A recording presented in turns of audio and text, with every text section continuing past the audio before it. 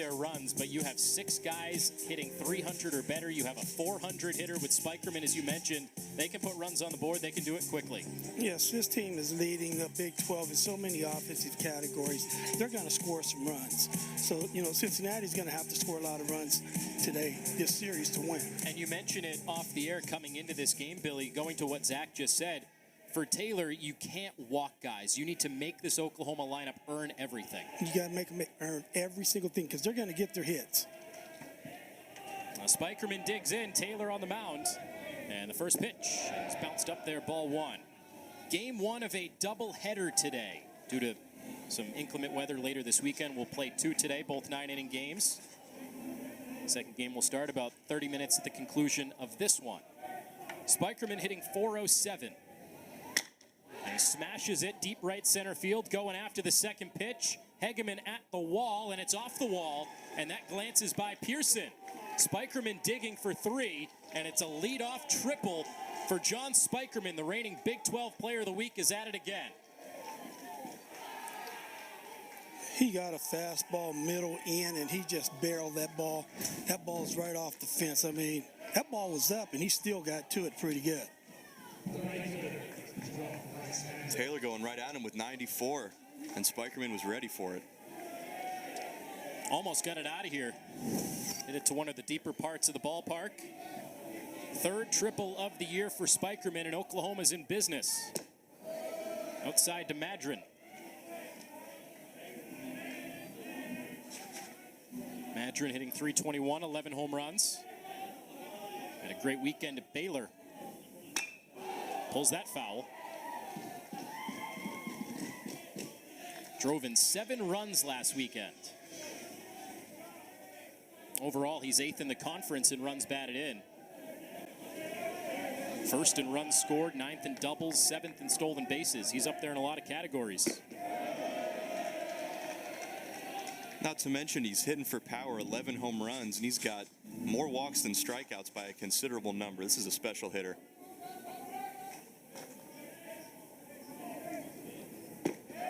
So how do you pitch to a guy like this, Zach? With more walks than strikeouts, he can put a charge into one, but also take his walks and hit the gaps as well. Well, you do what Taylor just did. He just dotted a 94-mile-an-hour fastball right on the corner. He's got to just execute his pitches. Fly to left, Jesse towards the line. And he tracks it down, but Spikerman back to tag. And just 2 batters in, this vaunted Oklahoma offense is in front 1-0. Sac fly RBI for Madron. Now Jesse just made that catch. Pearson is in center, Hegeman in right. Cross Brooks, Palmieri, and Cross around the infield with Jones behind the plate. Billy, we talked to Jordan Bischel, the head coach for Cincinnati. This is a very good defensive alignment for the Bearcats.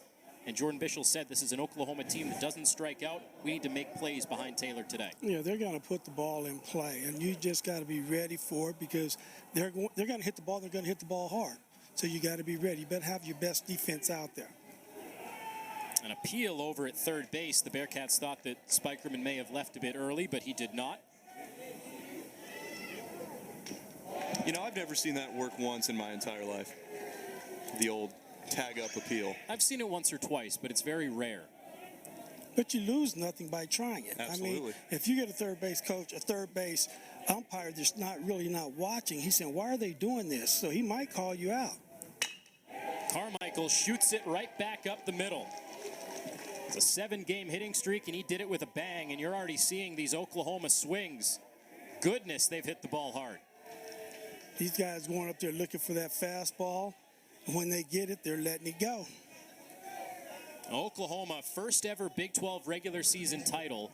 They have 6 Big 12 sweeps, the most in program history, and 21 Big 12 wins. That ties a program record. They had 21 when it was the Big 8 a number of years ago. So this is a Big 12 record for single season wins, but not an overall program record for conference wins. And just 1 win this series, and they will surpass the program record. Already off to the good start. 2 hits in this first inning. They've scored a run. And here's Michael Snyder.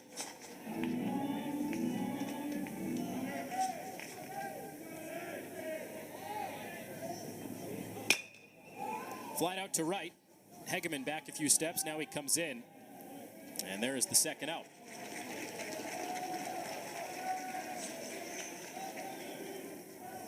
Zach, what adjustments is Taylor going to have to make here as this game goes along? Because like Billy said, they're hunting that fastball. They're swinging early. What's going to be the adjustment for Taylor? Taylor can't lose his aggression. That's what makes him such a good pitcher, getting ahead with that fastball and challenging hitters. But he's got to just make sure that he's not throwing fastballs down the middle and not getting into predictable sequences. So right there, he went first pitch slider, and he gets him off of it a little bit. That ball still carried, but he was able to do a nice job getting him off the fastball. Here's McKenzie batting with 2 outs and a man on. One of the better hitters in Big 12 play, but that is not exclusive to McKenzie in this Sooners lineup. Oklahoma has 7 players hitting at least 300 in Big 12 play. And McKenzie is one of them.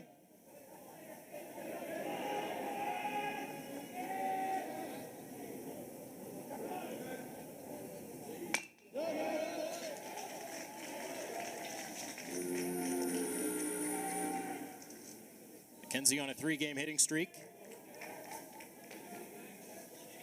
Big 12 honorable mention a season ago.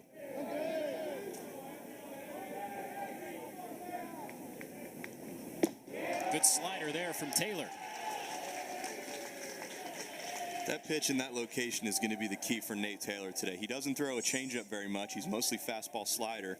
And with only 2 Oklahoma hitters from the right side, that's where he's going to have to locate that slider to those left-handed hitters. Bounced over to first, and Cross has it on the backhand. Oklahoma gets a run in the first inning. Up 1-0 before Cincinnati can even come to the plate. Everything changes when thought becomes action. When you stop looking ahead and start moving ahead, that's when great things happen.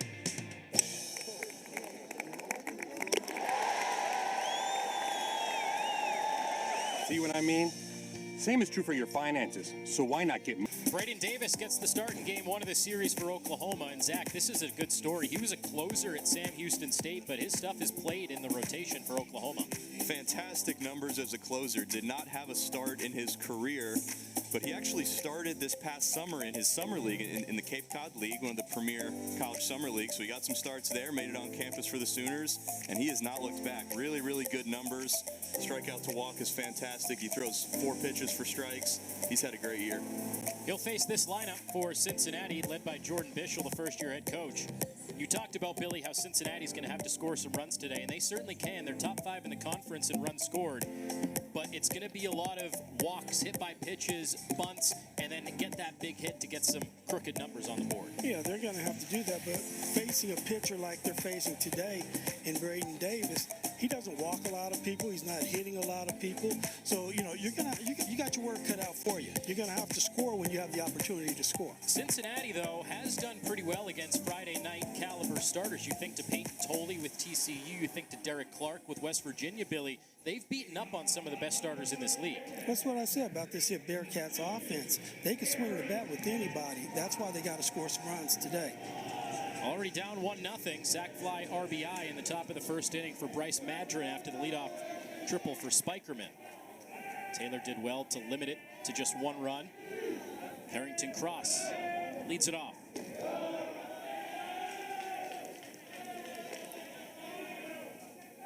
Cross had a great weekend, as we mentioned at the start of the broadcast, against BYU. He finally broke out in a Big 12 series. For a while, he had been scuffling over some weekends, but he went 7 of 15, 2 home runs, 6 batted in against the Cougars.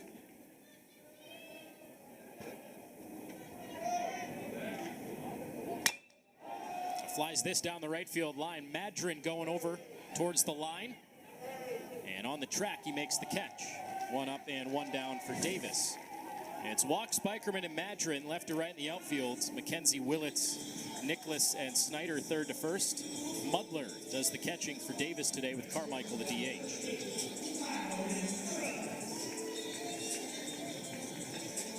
With Cross retired, that brings in Loudon Brooks.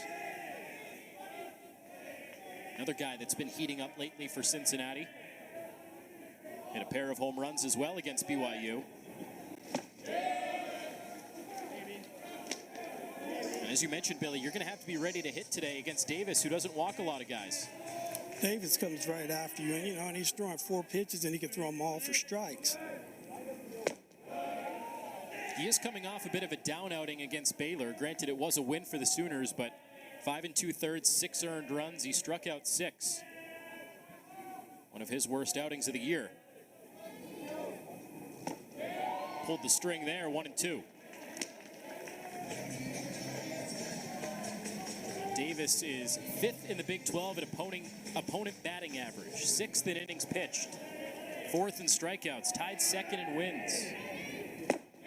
He's got his first punch out today, dotted on the inside half. That's such a good sequence. He slowed Brooks down with a couple of changeups on the outside and then just froze him with a fastball there. Really, really good sequence. Now Cincinnati not off to the best start in this first inning, but they have been rolling as of late. As Josh Cross bats with nobody on and 2 out. Cincinnati has been great at home. And they've been really good lately. That slider and curveball to toy with as he gets to some of the left-handers in the Bearcats lineup. Swing and a miss. Back-to-back punch-outs to end the first inning. And Davis backs up the 1 run that the Sooners offense gave him in the first.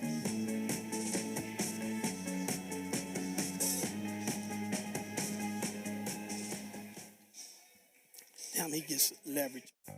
Say hello to 2 delicious new cheese breads from Donato's. Savory Italian cheese bread and spicy mariachi cheese bread. Now get any Donato's cheese bread for just $6 when you buy a medium or large pizza. Order today at donatos.com.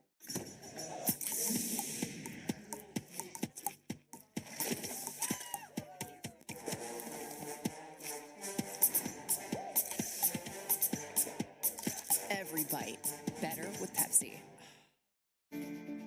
Boundless. It's in our teams, clinicians, researchers, nurses, and more, connected to each other and to experts across the globe. It's in our care, compassionate, innovative, unlike anything, anywhere. It's in you, able to reimagine recovery and the possibilities of life ahead. At UC Health, being bolder, brighter, and boundless means you're bound for better. What is a Bearcat? A Bearcat is determined, resilient, curious. We show up ready to work, to play, to grow.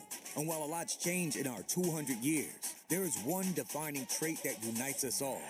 Bearcats go big. Big discoveries, big dreams, big impact, big leaps for mankind, big miracles. And when we reach the summit, we fix our gaze on new heights. We never stop. That's just who we are. Bearcats go big. Now Skip Johnson, his 7th season with Oklahoma, and this is far from the first good season he's had. Went to the College World Series in 2022, went back to the NCAA tournament last year, but at least in the regular season, guys, they finally broke through this year in the midweek.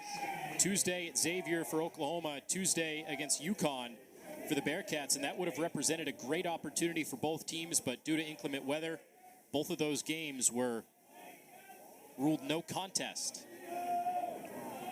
A couple of good Big East programs with some very solid RPIs that, as you said, both of these teams, as much as they want to just keep inching that RPI up, Oklahoma so they can host, and the Bearcats fighting for an at-large bid. Here's Mudler, catcher today for the Sooners.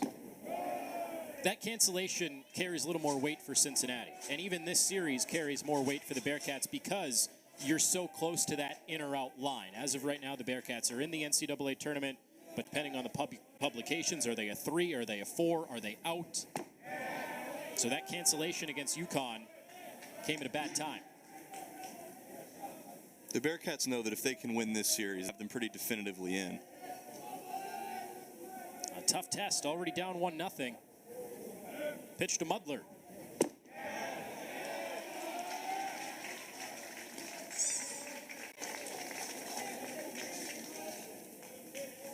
Mudler coming off a 2-for-8 weekend against Baylor.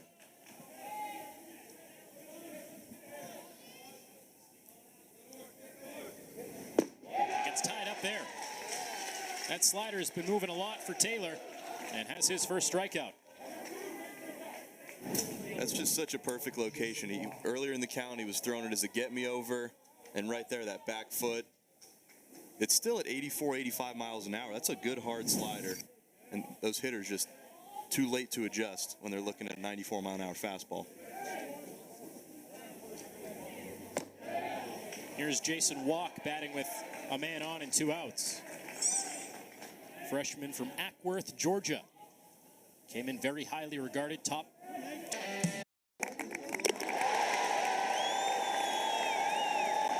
See what I mean? Same is true for your finances, so why not get moving today and turn your thoughts into action with retirement and life insurance solutions from Corebridge Financial. Proud sponsor of Michael Block and the Corebridge Financial team. Bring on the flavor with Firehouse Subs Barbecue Cube and Home Depot, so you can dig into more projects, pack in more flavor, and dial up the doing, however you choose to do it. Don't miss Memorial Day savings happening now at the Home Depot. Build your future and Florida's tomorrow with a job in road and bridge construction. Competitive pay and great benefits. Start building your career with Florida Road Jobs today. Visit floridaroadjobs.com now. More dropping in. More getting out there. More soaking it up. Pacifico, life's waiting. Both of these teams, Oklahoma and Cincinnati, were pretty disrespected coming into the season. Jordan Bischel has done well in his first season with the Bearcats, coming over from Central Michigan, where he went to 3 consecutive NCAA tournaments, so he is used to being in this position of playing for postseason aspirations. And maybe the front runner for Big 12 Coach of the Year, and I would not be surprised if it comes from one of these 2 coaches. Jordan Bischel, of course, the biggest surprise with Cincinnati after being picked to finish last. And Oklahoma, they were being picked to finish 6th, so middle of the pack, and they've already won the outright Big 12 regular season title. So I don't think it would surprise any of us if it's Jordan Bischel or Skip Johnson as Big 12 Coach of the Year. 100%. We talked with both of them before the game, and afterwards we were saying that we just talked to the Big 12 Coach of the Year, regardless of whoever it is. I will say Skip Johnson, I think, became our favorite head coach. He was very in awe to talk to Billy Hatcher. He said that I had big league hair. And I said that's the only thing that's going to get me to the big leagues. And you were relating to him, Zach, about one of his former players, Crooks, from a couple of years ago. Yeah, Crooks, Jimmy Crooks. I played with him for Midland in summer ball at the end of my high school career. He's AA with the Cardinals now, and his little brother, Dylan, is one of their top relievers on the Sooners team this year. Shout out to the Crookses. All the coaches that we've spoken to in the Big 12 have been fantastic. On the ground up the first base line, Snyder fields that, and Hunter Jesse is retired to lead off the bottom of the 2nd inning. I was going to make the joke, Anthony. He said, you had big league hair. He said he loved watching Billy grow up, and he shook my hand. Well, I might have big league hair, but I never sniffed a college mound. You did, and Billy might not have any hair, but he got on the big league field. That's why we balance each other out so well. Exactly. 1/3 of a whole idiot up here in this booth. Here's Christian Mitchell. This guy's been great for the Bearcats, both on the mound and at the plate. He's a John Olerud 2-way Player of the Year watch list member, and the team's best hitter in Big 12 play. And I'll tell you, if Davis just keeps going inside like that, it's going to be a long day for these Bearcats. Absolutely dotting that fastball in the inner half, and that just sets up the rest of his arsenal so well. He can throw that changeup off of it. He can elevate the fastball. He's freezing these Bearcats hitters with that inside fastball, though. He's going to keep going back to it.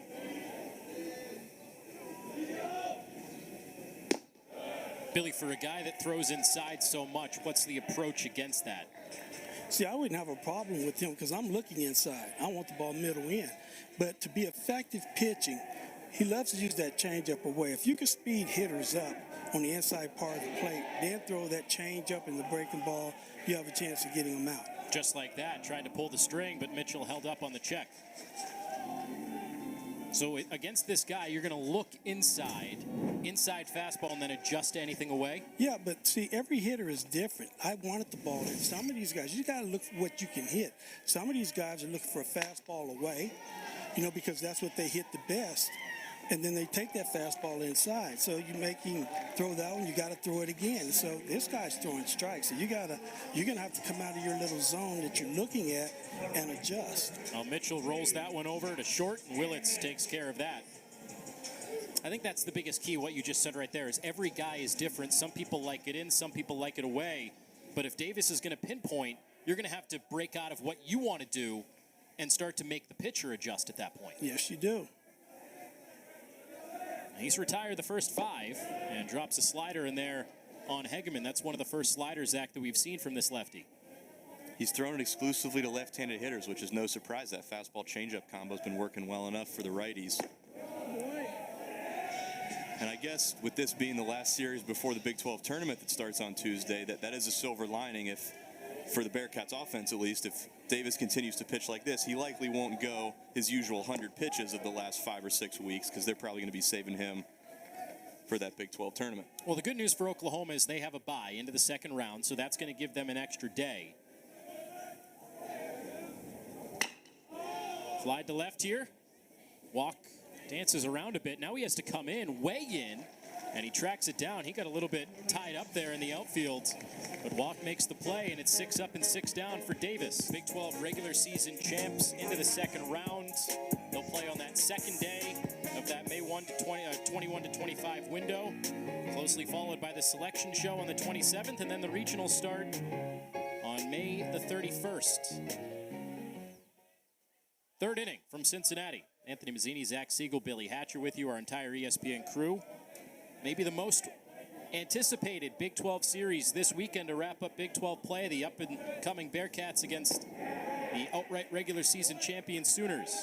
And Spikerman leading it off, top of the order here for Oklahoma. Started the game with a triple. He came around to score one batter later. Second time through the order, I was curious what the sequences were going to be like from Taylor, and he just threw his first 2 changeups of the game. So after giving up that triple, he's going to be mixing in that third pitch second time through. And having trouble finding that outside corner 3-1 against the reigning Big 12 Player of the Week. And you go 9 for 14 with a grand slam and 5 extra base hits. That'll do it. Palmieri on the backhand for the first out. By the way, Spikerman, what a great name. Add that to the all Big 12 name list. Absolutely. And here's Bryce Madron now with one gone. Speaking of grand slams, Bryce Madron against Baylor. Inside the park, grand slam. Great effort from the center fielder for the Bears, but he came racing around. How about that? 2 grand slams in a weekend for the Sooners, one of which... That's a great play by Jesse because this ball was hit on the line. I mean, it took him all the way to the wall on the line. He made a great play on that ball. Madron smoked it to left a couple of times. Sac fly RBI, and now the line out. And Taylor trying for his first 1-2-3 inning of the game. He'll have to get through Carmichael, who almost took Taylor's head off in the first inning. Roped a single up the middle. That's what makes Taylor so good. He almost took his head off last at bat, but he just threw 95 right down the middle. He just continues to challenge these hitters. Carmichael is the younger brother of a former Sooner, Braden Carmichael, who was a Big 12 first teamer last year. We were joking with Skip Johnson before the game. He loves these brother combinations. Has a couple this year as well with the Witherspoons. Over to first, and that is the end of the top of the third. Brooks throws it across the diamond for the 1-2-3 inning. You talk about it all the time, peaking late, playing your best baseball at the end of the year. Both of these teams have been doing that, and of course, something's going to break this weekend, right? Only one team can win this series, but for Oklahoma, they've won 4 of the past 5, and all 4 of those series wins have been sweeps, and Cincinnati overall has won each of the last 4 series. Yeah, you want to go in strong going into the tournament, and both of these teams are peaking at the right time, and the players, I mean, they're hitting, the pitching is starting to come around, so this is going to be a great series. Max Palmieri leading it off. Bottom of the third inning in the first ever meeting between Oklahoma and Cincinnati, and at least for the foreseeable future, the only meeting. I have to imagine that Skip Johnson isn't going to be in a big rush to play this up-and-coming Cincinnati team in a non-conference game, and I'm sure you can say the same thing about Jordan Bischel not wanting to play a perennial top 25 team in the non-conference either. Of course, with Oklahoma moving to the SEC at the conclusion of the year, this could be the first and maybe last for a long time between these two.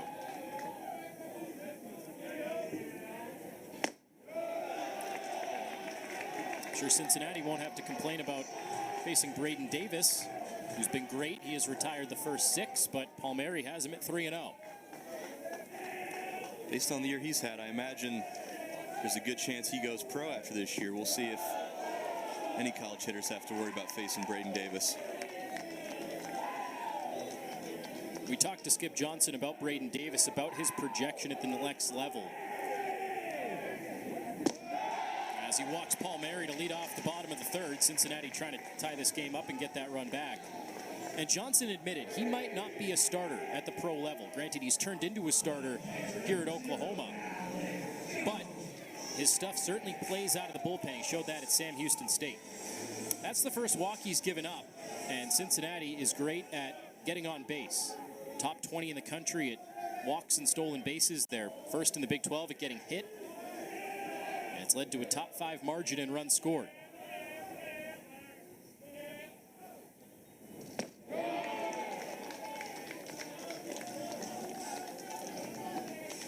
Swing and a miss for Alec Jones. He's homered in 2 consecutive weekends against West Virginia and BYU.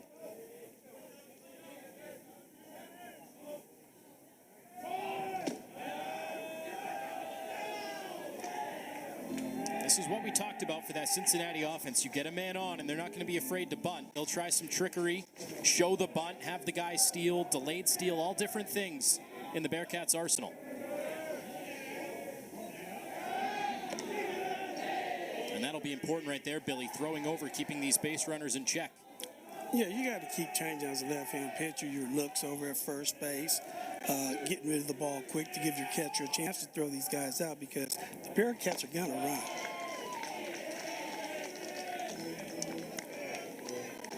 That's why it's important right now for the Bearcats to keep this game close, because if you're down 6-0, that's going to take a big part of your game out of running, stealing the bases.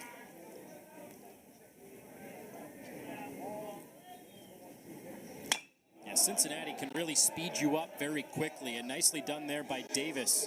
Just take a deep breath, hold for an extra second, calm yourself, freeze that runner at first base, freeze the batter in the box. Veteran pitcher. He knows what he's doing.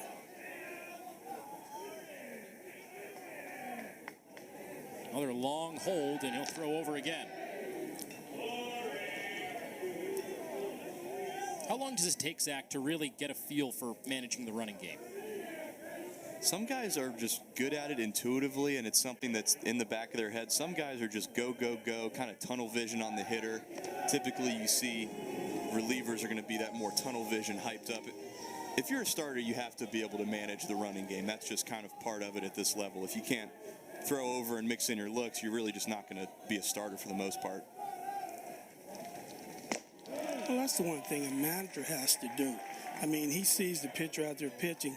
If he's just giving one look, where you can time him now, he has to put the throw over sign on to make you throw over and everything. So a lot of this, especially at the college level, your manager, your head coach, he's the one who has to control that part of it. He's shown a few different moves over there as well. Especially, Billy, when the other team, typically that's something that's told to pitchers on their off days or just guys on the bench, say, hey, we want you in the game cheering for your guys. Not only that, we want you watching the other pitcher, seeing if you notice anything, if you can try to tip a pitch, if you see him, stuck in a familiar timing or a sequence. That's the thing that the bench players should be looking for. Yes, they should be. Billy wouldn't know. He didn't sit on the bench very much. Full count pitch here to Jones. And it's back-to-back walks here in the third. For a guy that doesn't walk very many, Cincinnati threatening in the third inning. It's a really good at-bat from Alec Jones. He was down in the count, Davis was throwing him all change-ups early on, and he was way ahead of him looking for that fastball, but continued to fight. Just a very, very nice at-bat. Now Skip Johnson walking out wants to have a word with Davis, who's been really, really good this year, running into some issues here in the third inning. That's why Johnson's going to go out. But Braden Davis this season, as we mentioned earlier, top 5 in the Big 12 in a number of different categories. 2-time Pitcher of the Week. He had a combined no-hitter against West Virginia on March 22nd, teamed up with Reed Hensley for a combined no-hitter. And in that game, Davis struck out a career-high 12 batters. Very impressive, as we mentioned, Zach, for a guy that didn't start until this year. Well, until the summer league leading up to this year, but he was a back-end arm at Sam Houston State. Very good one, and has transitioned to a very good starting pitcher. Really impressive year overall, as you said, and that's something that's in the back of Skip Johnson's mind, that this is a guy who has not had volume like this. He's at 65 innings. He didn't have 65 innings in his first 2 years at Sam Houston combined. He was used a ton as a closer at 45 innings in 2023, but that volume is going to be something that might start to catch up to him at the end of the year here. Here's Pearson with 2 on and nobody out. Likely bunt situation, and I'm sure that was part of the conversation on the mound as well. You know, pretty much he went out there and he told his pitcher, he told his players, let's just make sure we get an out. You know, we don't have to get the lead runner at third base. Let's just make sure we get an out.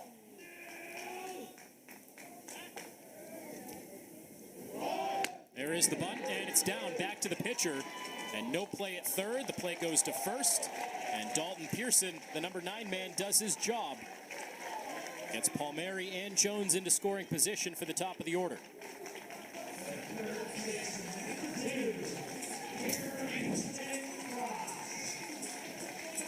Yeah, he had a chance to get him at third base, but, you know, the coach wanted to make sure you got an out. That ball's bounced right back to him, but he takes the sure thing and goes over to first base. It's just good baseball all around, good sack bunt, good defense, take the out. Now you got it back to the top of the order. This is the guy you want with runners in scoring position. Carrington Cross bats with 2 men on, 1 out. Cincinnati down a run. And it's hit a long way, left field. Cross gets a hold of it at the track, and it's caught by Walk for out number 2, but plenty deep enough to tie the game. Sac fly RBI scores Max Palmieri.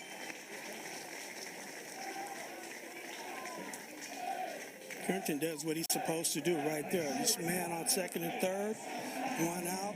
Their job is get the runner in, make contact. You can't strike out in that situation, and he just missed that ball. Yeah, off the bat, Billy, I thought that had a chance to get out of here the way it was carrying, but it died a bit in left field. Walk had a chance to make the play, and he did. But nonetheless, we're tied at 1. Brand new game here in the third. I've watched a lot of baseball at this ballpark, and I really thought that was gone off the bat. I'm usually not wrong about that. Why, because you gave him up, or because you've seen a lot of Yes, exactly. Zach just got turned around. He thought that ball was hit out to right field instead of left. Now I'm getting flashbacks of giving up some nuke home runs here. Been there, done that.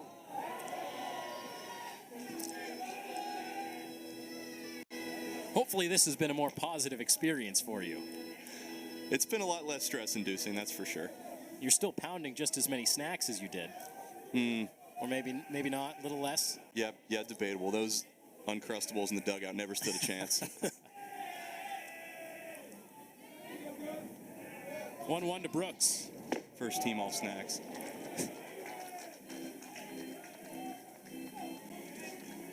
Davis doing a nice job of attacking Brooks here after allowing the run, going right back inside. Jones at second with 2 outs. Davis trying to limit the damage. And an out called at the plate. Brooks not in the box in time, according to David Condon, the home plate umpire. That's not a call you see made very often, but Brooks is called out due to the pitch clock not being out. But the batter also needs to be ready and in the box. And David Condon said that Brooks was not in there in time. He was slowing down Davis, and he gets rung up. Technically a strikeout, the third for Davis. That's a call that we were just talking about. You don't see made very often, and I don't think we had seen one this year. Well, you got the pitch clock for a reason. If the pitcher's ready to throw and you as a hitter, you got to be in the box ready to hit. So it works both ways. Michael Snyder gets into this deep left center field. Jesse is out of room, and just like that, Oklahoma's back in front. Michael Snyder has been a revelation for this Oklahoma group. The transfer from Washington having a career year and blasts number 10 to give Oklahoma the 2-1 lead. Fastball middle in. Taylor challenged him. Snyder was ready for that one. 106 off the bat. That ball was crushed, and he hit it through the wind. Ball was already up, already elevated. All you got to do is touch it, and things like that happen. Consecutive games for Michael Snyder.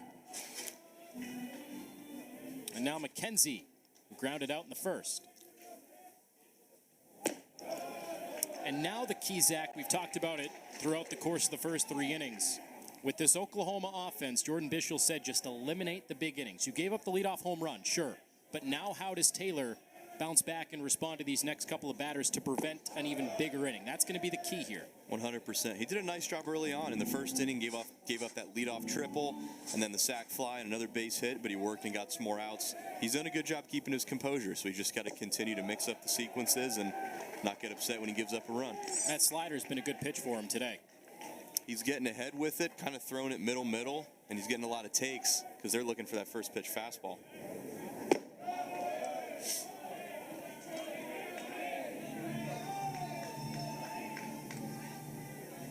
Talked about Davis coming over from Sam Houston. McKenzie did as well a few years ago. Gets under this to center. Pearson back. Very sure-handed out in center field. Part of the reason he's playing today. Dropped that bunt down to get Cincinnati on the board last inning, but he covers a lot of ground out there, Billy, in center field. Probably the best defensive center fielder Cincinnati has. Yeah, that's what you need when you got a freshman pitcher, and this is a good hitting team. You want somebody out there that can run some balls down. I don't think your legs are going to do it nowadays, so Pearson's probably the best option. The only place I can run right now is to the bathroom. That's it.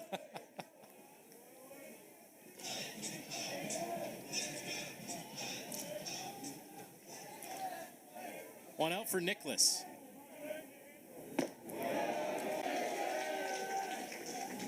Well, Jackson Nicholas is 3 letters away from having one of the best names in college baseball. Jackson compared to Jack Nicholas. Popped up, left field. Pearson looking at it, and he'll call off Jesse. That's one of those blooped drives that you think you would really get a hold of and got under it. Jack Nicholas just did that. Oh, yeah. I'm very impressed with Nathan Taylor right now. He gives up a leadoff home run, but he comes right back throwing strikes. That's what you have to do to this Oklahoma team. You cannot run and hide from them. You got to keep attacking. Goes right at Willits. Scorched him for a single to right back in the second inning.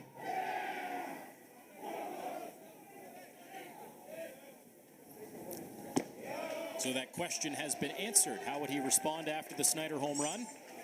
And he's trying to retire 3 in a row and limit the damage.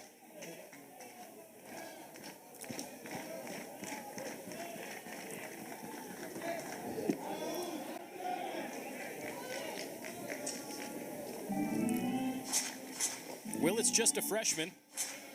Coming out of Fort Cobb, Oklahoma. He was the state player of the year last season as a senior. Been playing a lot as a freshman for the Sooners.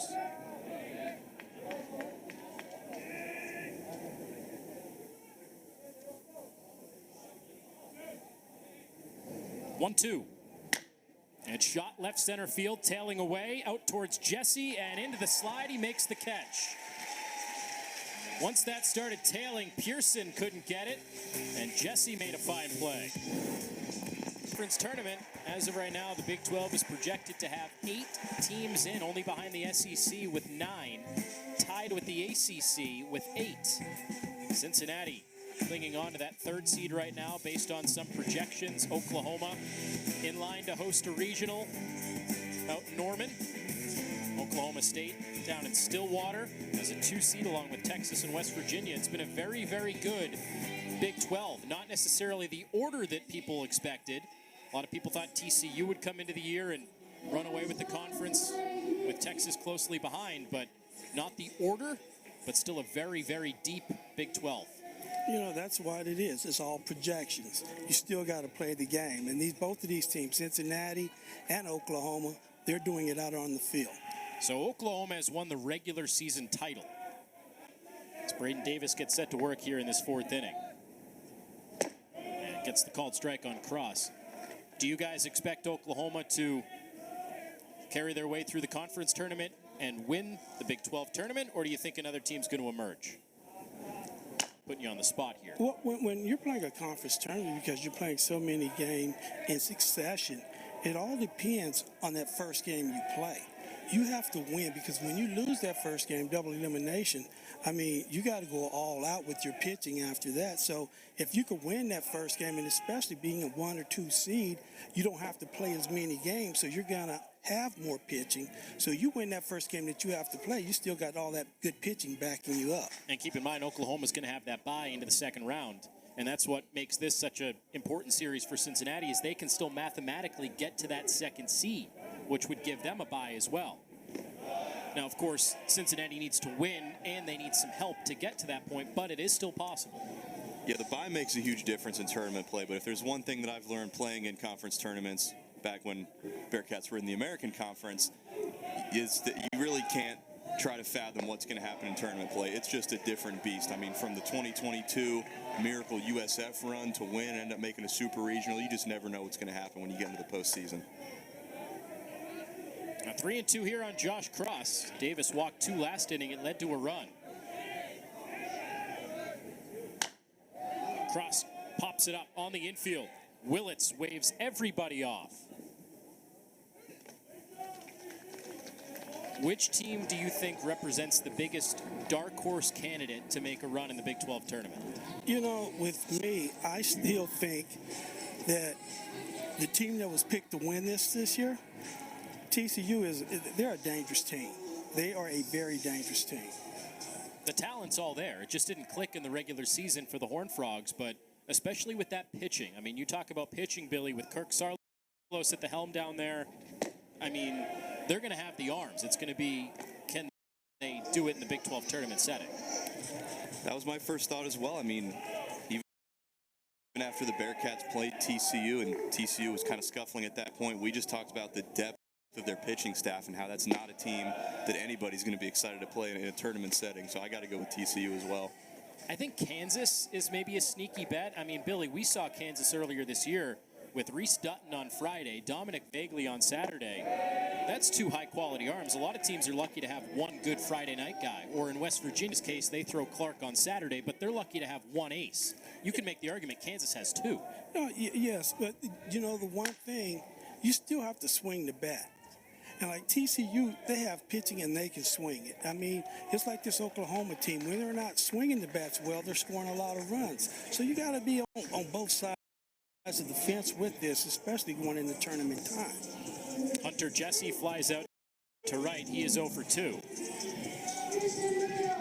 Davis trying to respond after the tough 3rd inning and back up his offense after Snyder gave the Sooners the lead with the home run.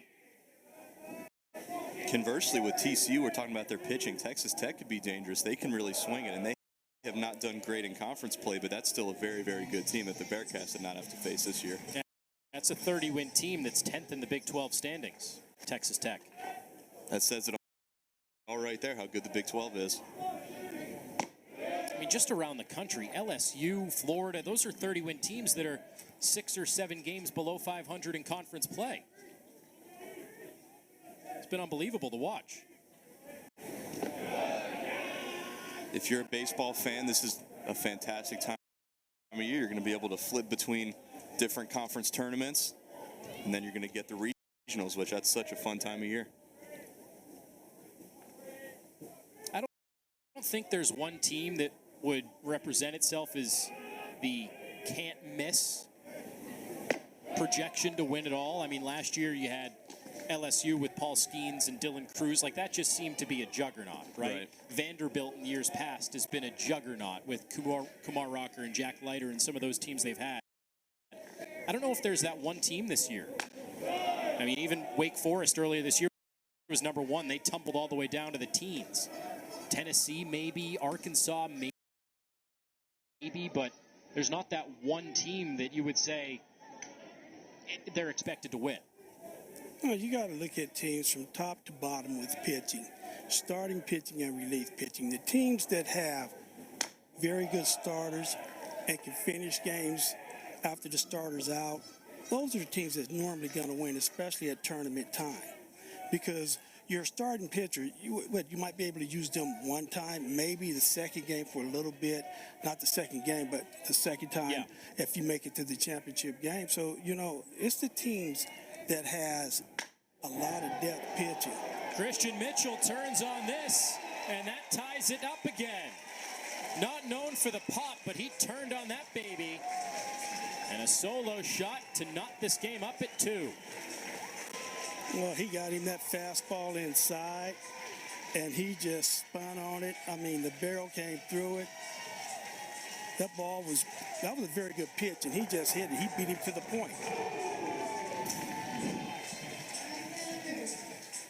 That ball was up and in, and he beat him there. Just turned it short, quick bat. Just his 4th home run of the year. That's quite a way for Cincinnati to get its first hit of the game. They scored a run on 2 walks and it's a big one. 2-2 here in the 4th. That home run as well as Snyder's for Oklahoma, both into the wind. I mean, we're up here in the press box behind home plate. We're feeling that wind gust towards us. Which thankfully it is, because it is approaching 80 degrees in Cincinnati today, upper 70s. Great day for baseball. Well, a lot of pitchers now, they like to throw that high strike and get hitters out. They don't think hitters can get to it. Both these home runs hit the left field with fastballs up in the zone. All you got to do is touch it, and it's going to go out. Well, that was different there for Davis. The windup, but a little slide stepping, quick pitched Hegeman, and makes quick work of him. But the damage done. Solo shot, tie game, and Oklahoma has been in first place or tied for first place from wire to wire this year, and the offense has been a big reason why. They are first in batting average, runs, on-base slugging, total bases. This has been a high-powered offensive attack, and Billy, you were just talking during the commercial break. This is a big inning, not only for Oklahoma's offense, but for Nathan Taylor on the mound to counteract it. Yes, it is. You just came back, you tied the score up. Now you want to keep these guys. You want to come out and have a good inning. You don't want to let them score any runs right here. Not that you're trying to let people score runs any inning, but this is a very important inning where you gotta be tunnel focused, ready to go and make your pitch. And with Mudler leading it off, he flies it to center off the end of the bat. Went down to get it, and Pearson trots in to make the grab.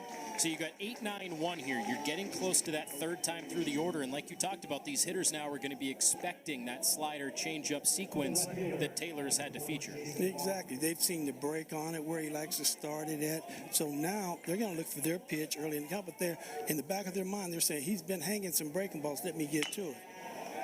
Walk, grounds it foul. Zach, is there an adjustment to an adjustment over the course of the game for a pitcher? That's kind of the chess game you play, and that's where you can get deep and kind of trick yourself in your brain thinking, I'm trying to throw this. He's thinking I'm throwing this. So I'm going to, you can try to get it's all reverse psychology. Exactly. And at a certain point, you have to just throw your best pitch, and you can't worry too much about it, especially now that he's been pitching backwards since arguably the second inning. It's going to be, because really he's a two-pitch guy, so it's going to be interesting to see what he does here. Yeah, it's mostly fastball slider, and then he'll show that changeup just as the third pitch. Right. And as a freshman, that's going to be the pitch that he has to work on going forward. He's had such a good freshman campaign. The fastball's there. The slider's really good. The composure. I mean, if he can go work on a changeup in the offseason, he will be a legit draft prospect when he gets that third pitch. That's what makes Cincinnati starter in Game 2 so intriguing, because he already has that combination worked out. That one just misses. It'll be Tommy Boba for Cincinnati in Game 2. Kyson Witherspoon for Oklahoma in the second game of this doubleheader.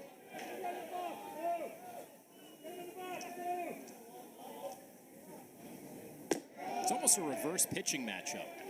You know, with Boba, it's going to be more of that upper 80s, low 90s. That's like Davis today for Oklahoma.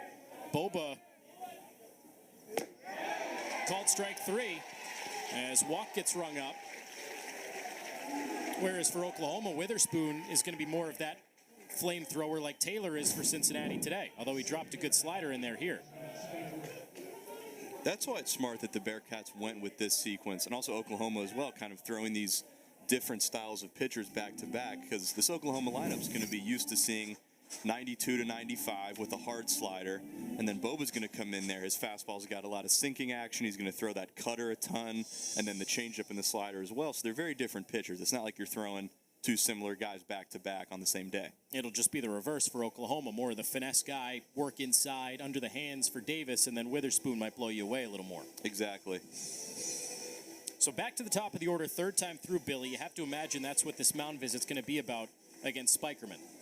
Oh, yes. He's just telling him, calm down, slow down a little bit, throw your pitches. Let's get ahead. It's easier to pitch when you're ahead in the count than when you're behind in the count. So Spikerman 1 for 2 with that leadoff triple in the first inning. Big 12 honorable mention last year. He has played like a first-team all-conference this year. The question is, will the voters honor that, considering he's only played about half the season due to a hand injury that plagued him through March and April?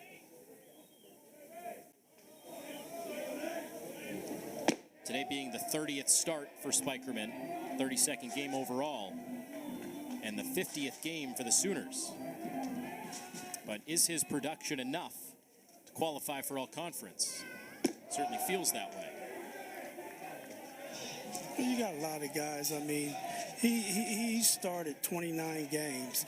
You got a lot of these guys that have played 43, 44 games. And so, you're going to look at them first before you start looking at guys that have played 29 games. But how many guys are hitting 408? Is 408 and 32 starts come the end of the season enough to get you in? Well, when you're hitting 408, you only have 118 at-bats compared to somebody that's hitting 360 with 200 at-bats. I mean, you're going to give it to the guy with hitting 200, got 200 at-bats. That being Easton Carmichael. Carmichael likely not batting this inning. The quick flip from Palmieri. That'll leave Carmichael in the on-deck circle. Madron grounds out. And Taylor works around the two-out walk in the fifth, as well as improve their standing for the upcoming Big 12 tournament, where they can still mathematically be as high as number 2. They've come back from down a run twice in this game so far. Tied at 2, middle of the 5th inning. Max Palmieri leads it off.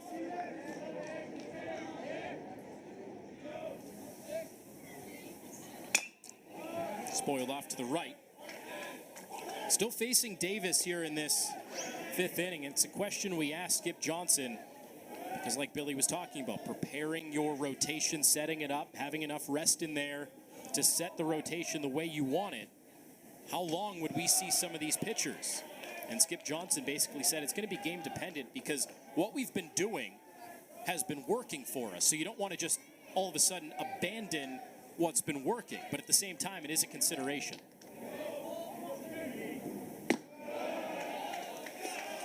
Especially with Davis, he's gone 100-plus pitches in his last 6 starts. So he's the guy that's used to going deep into games. And as we said earlier, they are the 1 seed in the tournament. They've got a bye. So they're not on as much of a crunch as some other teams to kind of save their Friday night arm for that first game on Tuesday. Popped up right side. Nicholas at second into the outfield. And there's the first out in the 5th. Now, Skip Johnson basically said we're going to play it 1 pitch at a time, stick with our plan, and go with what the game tells us to do. Which might be coach speak in a lot of ways. It says a lot without really saying anything, but it does make sense. It's almost like a yogiism. 1 pitch at a time, go with what the game tells you to do. There's a deeper meaning in there, but on the surface, it doesn't sound like much. But, with the Cincinnati Ball Club and the Sooners, both of these teams, they've been hot the last 4 weeks. Yep. So, it's hard to change from that. because you have something that works. Now, you don't want to deviate from it and then cause yourself some problems. So you might want to just stay with, you might cut it back a little bit on the pitching side, but you want to stay with what has gotten you there. And like we just talked about in between this inning, there is something to play for both of these teams. Oklahoma doesn't want to just drop off at the end of the year. Because there is something to be said, Zach, and maybe you can attest to this. You know, that longer layoff, you get a bye to the second round. Sure, it helps you set up your pitching. Sure, you get an extra day of rest. But that team that you're going to play already has a game under their belt. There might be that rust factor there. Yeah, that's obviously the give and take with getting a bye. Your pitchers are going to be fresher. You're going to be better rested. But you've got to stay locked in because, as you said, like maybe a bit of rust could possibly set in. And the team that you're playing has just come off a game. They're going to be in better shape. Line shot right center. Madron going over, and he makes a really good catch. Wow, he reached out for it to grab it. And Rob Jones of extra bases in the gap. Goodness. Well, we might be seeing that tonight on ESPN. I mean, that ball was hit on the line. He took off at it. He jumped at the right time. That was just an outstanding play. Bryce Madron is now Braden Davis's best friend. What a grab.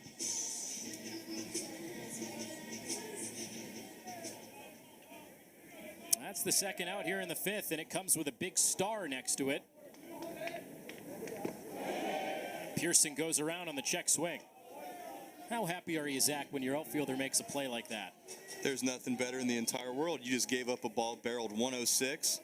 You're angry at yourself for half a second, and then your outfielder makes a great play. And I was going to say, Billy, we know sometimes you hear stories of big league pitchers buying their fielders behind them a steak dinner or a watch or something if they saved a no-hitter or saved a great outing. College students, it might be more like buying them Chipotle. Oh, no, these college kids, they're getting that NIL money right now. They could take you out. They could take you out and feed you. Well, that's the fifth. We've talked a lot about Oklahoma wanting to make sure that they are in line to host a regional in a couple of weeks. They're already Big 12 champions. This is the resume. 32-win season, 21 wins in the Big 12, regular season Big 12 champs.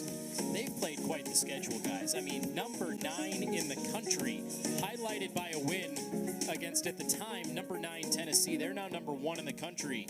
So this is a team that's battle-tested. They've picked up 30-plus wins, and they just want to finish the season on a high note. Well, this is one of your better teams in the NCAAs right now, and they're just trying to show people that they are. I mean, they can just flat-out play. Coming in, and it gets by Pearson. Misplayed it. That's by him to the wall. Carmichael turning on the Jets, legging it out for 3. And it's a second leadoff triple for the Sooners on a misplay in center by Pearson. Usually so sure-handed out there and just got a little bit tied up whether to dive or play it on the hop.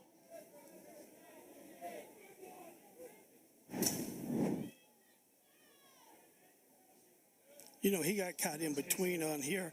Didn't know if to play the thing on a hop or try to dive for the ball. He just got too close to the ball, and the ball got by him. When do you make that decision in your mind? When does that need to be made? Well, the scoreboard will let you know in a sense on when you should try and dive for a ball right there, especially with no outs in the game. That hugs the line, first base side, inside out swing for Snyder. Carmichael is in, and Snyder is into second. Just one pitch later, Oklahoma takes the lead.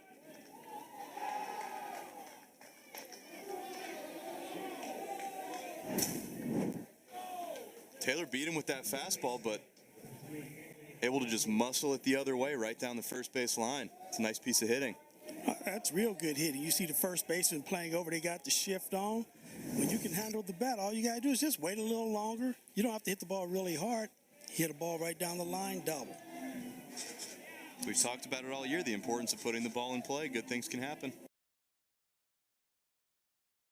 Back-to-back extra base hits and a run in. Can he calm down and limit the threat? Oklahoma.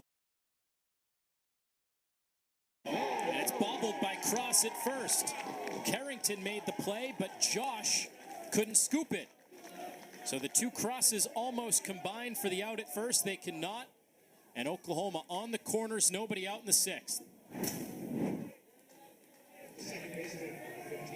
That was an excellent bunt.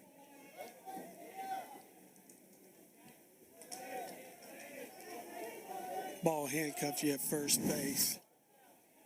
And this is the one thing Coach Bishop wants to stay away from, big innings. And Billy, only one of them will go as an error, that one on the throw by Cross. You can't assume the scoop for Josh Cross at first. So Carrington will get charged with that error, but even that play in center field that gets by Pearson, that shouldn't be a triple, but it turned out to be. Yes. You know, you give the guy his hit, he earned a single, give him a single. You sitting there trying to make a right there, it plays it into a triple. Now you got your team in a bind right here. So this is potentially that big inning for Oklahoma that the Bearcats wanted and needed to avoid. 1-1 to Nicholas.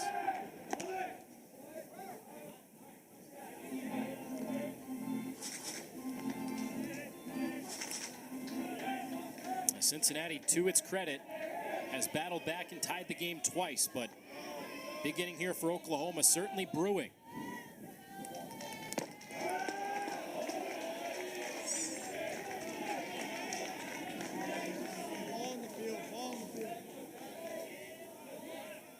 Nicholas has had a flair for the dramatic in his career. Something on the field down the right field line, and he'll get scooped up. Jackson Nicholas is a freshman when Oklahoma made a College World Series run. Hit a home run in the Super Regional against Virginia Tech, and then hit a grand slam in the College World Series against Texas A&M. Well, this guy is used to batting in some big spots, and he has a chance to break it open for the Sooners in the 6th inning.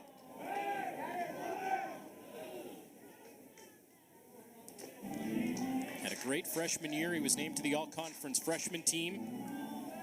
Scuffled a bit last year, hit just .234, but having a great year again as a junior. Flies it out to right center. Hegeman going over. Pearson calls him off in the gap. And there's the first out. Runner trying to tag from first, and McKenzie is out at second base. Pearson with the dart. That's a double play. It'll score a run on the sac fly, but Oklahoma just ran themselves into an out being too aggressive. You know, actually, that's a very, very good play. Pearson got the ball. He knew he had to get rid of it quick, and he was throwing it in. But the guy at first base, that's when you want to try and advance. The center fielder was going away from the base he was throwing to. He caught the ball. The center fielder just made a good play. I mean, he put it right on the bag. You could do this 9 out of 10 times, and he's going to be safe. 100%. That's just good aggressive base running, and if he makes a perfect throw, you can't be too upset at it. They are having a meeting of the minds, and they're going to look at it. So Ron Whiting, the second base umpire, made the call of out. David Condon, Matt Nieder, Michael Gerber teamed up with Whiting there, and they're going to have a look at it. The throw certainly beat him. The question is, did the tag get down, or did McKenzie avoid the tag? Got a couple of looks at it.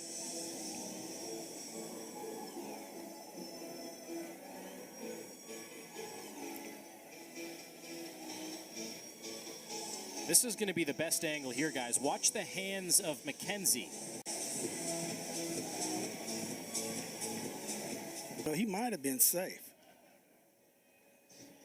Speaking of equipment, did you guys see that play with the Cubs a couple of weeks ago? Pete Crow Armstrong slid off the bag. His helmet came off, and he used his helmet to hold on to the bag, and they called him safe.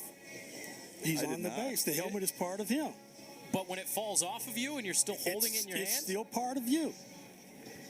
That's what that play reminded me, because you mentioned that glove has some extension. That's what it reminded me of. It's like when it's a hit by pitch when it hits the jersey. That's a fair point. Well, it's just like you have a second baseman. Sometimes the ball get caught in their glove. Instead of throwing the ball, they throw the glove. You catch the glove, the ball's still in the glove, you're out. Based on that look, it looks like McKenzie could be safe at second base. But remember, the call on the field is out. Is there enough to overturn it? Because with that angle, we didn't see the glove touch. Maybe it hit the elbow before that left hand was in there. We don't know. That was just really hard to tell, since he was sliding first with his left hand, his body kind of blocked off the angle from seeing if he got the tag in on his right side of the base runner's body. So I think this one could go either way. They reverse it. As we maybe expected, McKenzie is in there at second base. And just as we said, what a great base running play. I mean, you have to try it. As a base runner, when you see an outfielder going away from the base that you're trying to get to, and he has to turn to make a good throw, a perfect throw, I mean, that's when you have to try it. The odds are in your favor of you being safe. So that changes the complexion of the inning. Instead of 2 outs and nobody on, and just a 2-run inning perhaps for Oklahoma, now they've scored twice, still threatening with a man in scoring position and just 1 out. Taylor has to find a way to get through this bottom part of the lineup. We've talked about Taylor having great composure this season in this game so far. This is going to be his biggest test. When that call doesn't go your way, you've given up 2 runs already, and you got to keep it right here. If you give up a big inning, give up a few more runs, this game's going to start to become out of reach.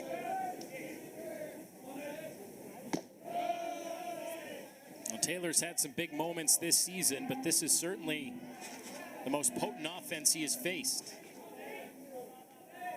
From Amelia, Ohio, played at West Clermont High School. He was 3-time Pitcher of the Year.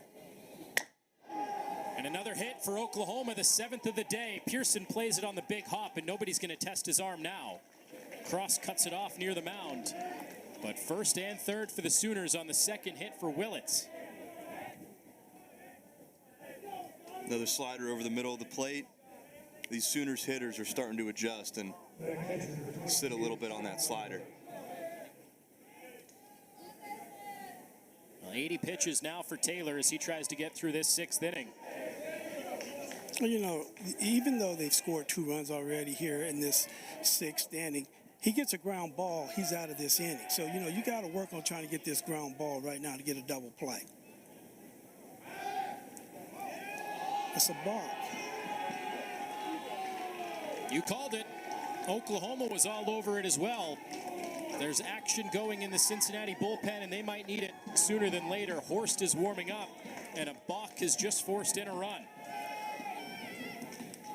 You see, in that situation right there, if your first baseman is not going to be at first base, he has to let the pitcher know, you know, I'm off the base because I'm looking for a bunt, for a suicide squeeze or something. If you don't let him know, now you're in trouble when he goes to pitch. So you're saying this is more on the first baseman? Yes, it is. He has to let the pitcher know, I'm not at first base. I'm playing up in front. I'm coming in for the bunt, so he doesn't try to pick him off. Unless you have a play where you got the first baseman, he's faking to come in, then he's going back to the bag, and that's when you make your throws, when he's going back to the bag, because he has to be going that way for it not to be a balk. Mudler sends it out to center. Pearson's been very busy this inning. Bluff at second, no movement from Willits. They'll try to get the bad throw. They do, but Taylor keeping his head in the game, backs it up, despite things unraveling here a bit in the 6th inning. A fly out to center for the second out. So this is that inning that made Jordan Bischel and the Bearcats a bit worried. Oklahoma can put runs up in a hurry. They'll smack it around the yard. 7 hits already and a lot of loud contact. Cincinnati has come back from down a run twice, but now they're down 3. Here's where that bunt that was credited the throwing error on Carrington Cross. Josh Cross couldn't scoop it. You look back at that. That's really the difference maker of this inning. That would have been 3 outs. You look at 3 things this inning, right? First, the misplay in center by Pearson. Then the bad throw from Cross that Josh Cross couldn't scoop. And then the balk on a missed communication with your first baseman. Rolled over to second, backhand play, Palmieri, and he airmails it. Bad throw, runner coming to the plate, and the good carom off the wall results in an out. Hold on. Well, they're checking something. Instead of the out at the plate, they're probably going to look at this. The ball is... Did it hit the sidewall or did it go into the camera well?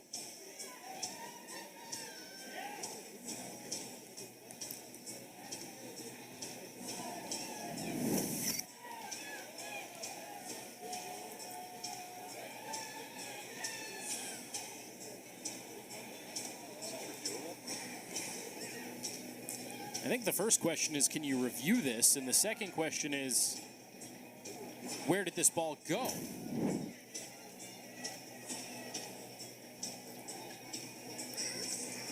I mean, if that hit the camera well, I don't think that it would bounce back that quickly. The sidewalls are bricks.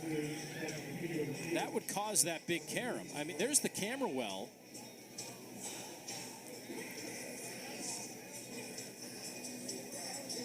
The ball hit the wall to the left of it, maybe, no? It looked like it hit near the outlet. Now I wonder, that line on the wall right there, on that brick wall, is that considered an in-out line? Does the camera well have an imaginary extension? See that line right there? Yes, that might be. Is that some sort of an extension of where the camera well is? And we're not out there for the ground rules meeting, which, by the way, lasted an extremely long time today. So now we're seeing they why. should be going over all this stuff. I think it hit outside that line, so I think the runner's out at home.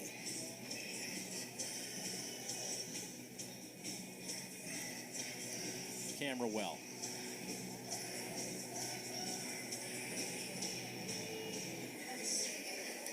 It hit the post. If it hits the post, then that ball's like in the camera well with where the line's coming down at. Does it have to be in the camera well, or does it just have to hit a part of the camera well? Yes, what they're saying right now, a part of the camera well.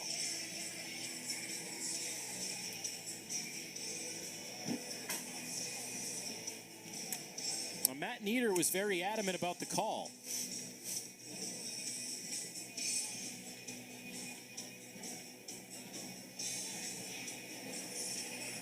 It's just been the epitome of the Bearcats inning here in the top of the sixth inning with the mental and physical miscues. All of this because of a Palmieri bad throw. That ball was hit hard. You saw Palmieri kind of barely actually got to that ball. He knew he was going to have to make a hurried throw. And they are saying it's a throw into the camera. Instead of getting out of this inning, Willits goes from second to home on the bad throw instead of being out at the plate. And Walk, who should have been out with a good throw, is now standing at second base. And that's it for Taylor. Didn't pitch his best, but against a very good lineup, he certainly held his own, and the defense behind him failed him in the sixth inning. 6-2 Oklahoma, and Horst is coming in. Geico covers batteries with their easy app and 24/7 help. Chase Horst is in for Cincinnati, making his 12th appearance on the year, the 6.61 ERA. Pitched over the weekend, last week against BYU, went an inning and 2/3, allowed one run on Saturday in the series finale. It's a guy that missed about a month with an injury, and they're certainly glad to have him back as part of some bullpen reinforcements. As Billy mentioned earlier, you can never have too much pitching at this point in the year. This is a guy with some really, really electric stuff. Got a low 90s fastball with a ton of arm side run, a big frisbee slider. But the issue has been command. He's walked at least one hitter, and in his last 5 outings, and 4 of the 5, he's walked multiple people. So that's been the issue for Chase Horst, is whether he can throw it over the plate. He hasn't been giving up many hits. Well, this Oklahoma team is certainly capable of taking advantage of mistakes. You've seen that this inning. 2 errors in this inning for Cincinnati, and 2 that will not go down as an error, a balk and a misplay in center, but have directly correlated to runs. Miscommunication on the balk and bad decision on the play in center. Now Spikerman batting. He grounds it to short on the first pitch he sees from Chase Horst. And a good throw gets the Bearcats out of the inning. But the damage done. 2 errors, mental miscues, and more Oklahoma hits. 4 spot in the 6th. Say hello to 2. After trading runs in the early part of this game, the offense gave him a crooked number. And, that's what Jordan Bishop was really worried about, was those crooked numbers. He knew they was going to score some runs every inning, but he didn't want a big inning, and that's what they just had, a big inning. So we talked about it with Taylor against the Oklahoma offense, Billy. Now with Cincinnati, top of the order, third time against Davis. What is the adjustment they need to make? Well, you got a lot of adjustments to make. I mean, you have one hit through five innings right now. So, you got to know what he's doing. You got to stay with your strengths. You got to start getting some walks. Or you got to start putting the ball in play, get some hits. Because you've gotten one hit so far, so you got a lot of adjustments to make. The one hit was a big one, a home run for Christian Mitchell. The cross has accounted for the only other run, sac fly. Check swing foul there.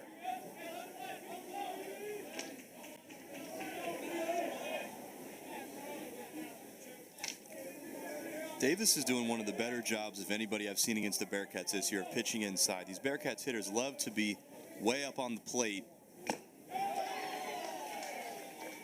And he's just challenging them with that inside fastball, and then as he did right there, he then goes to the slider.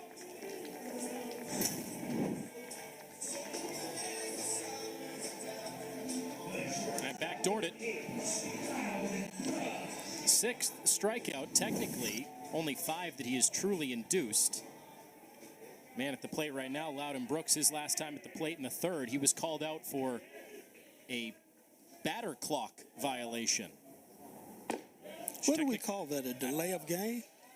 I think it's a delay of game, but if it's a pitch clock violation for the pitcher, why would it not be a hitter clock violation for the batter? True. You know what? You've been the man of the day today. Everywhere you go, somebody has wanted a picture or wanted to talk to you. So whatever you decide to call it, that's what we'll call it. You pick a name right now, and that's what it is. We'll send it to Rob Manfred's office, and that's what we'll call it. We're going to call it speed-up rules. That's what we're going to call it today. The speed-up rule. Loudon Brooks was called out on the speed-up rule in the third inning. Whatever you call it, Braden Davis, confirmed fan of the pitch clock. Of the speed-up rule. Yes. Oh, my God. Going right at him. Holding that velo as well, 93-94 today. I think Skip Johnson gypped his starter. He said he's going to be 89-91. He's been pumping it 93-94. Which, as a closer, like he was at Sam Houston State, that's what you're going to expect, mid-90s fastball. But the question would be, would it hold up in a starting role? And today it has. That's because you're playing in Cincinnati and you have a beautiful day. So, he's going to love pitching in Cincinnati. Maybe the only time he'll ever do so, unless he gets drafted by the Reds organization or traded there. Well, maybe the Reds should take notice of this. He's pitching in Cincinnati. He's giving up one hit to a really good hitting baseball team. Call your friend Bronson Arroyo, does some scouting work. Tell him to come on down. I guess it's too late at this point. Well, he's got back-to-back strikeouts here in this sixth inning. That's the hat trick for Loudon Brooks. He has been beat by the fastball from Davis. Yeah, 3 strikeouts today for Brooks. 1 looking, 1 swinging, 1 on the speed-up rule. If we say it enough, it'll catch on. Manifest it. Pulled to left. Way back. Walk's not going to look. First pitch, home run, Josh Cross. Well, Rome wasn't built in a day. Cincinnati down 4 runs, now make it 3. They'll chip away on the Cross dinger. 407 feet out to left. They've been getting the ball in on Cross the first couple of at-bats. This time, he was looking for that ball middle in, and he just put the barrel of the bat on it. I mean, that ball was hit very, very hard. Josh Cross just continuing to pump up his draft stock, having a monster junior year. If any scouts or teams thought that the juice was only from the left side of the plate, look at that swing right there from the right side. That ball was crushed. So that ties Josh Cross for the Big 12. He came in first in the Big 12 and runs batted in. So he'll add to that total with the solo shot. And now he has tied the Big 12 mark for most home runs this year. 17.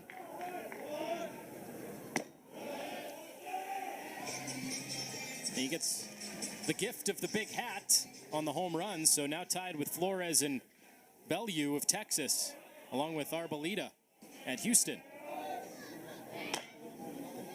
Little flare off at third here. McKenzie cannot make the play. Had a look at it over near that infamous camera well on the opposite side of the field. McKenzie couldn't make the play. That home run celebration, the Bearcats' big hat, or if you're Cole Harding, Bearcats outfielder, that's just his regular hat. Notorious large dome.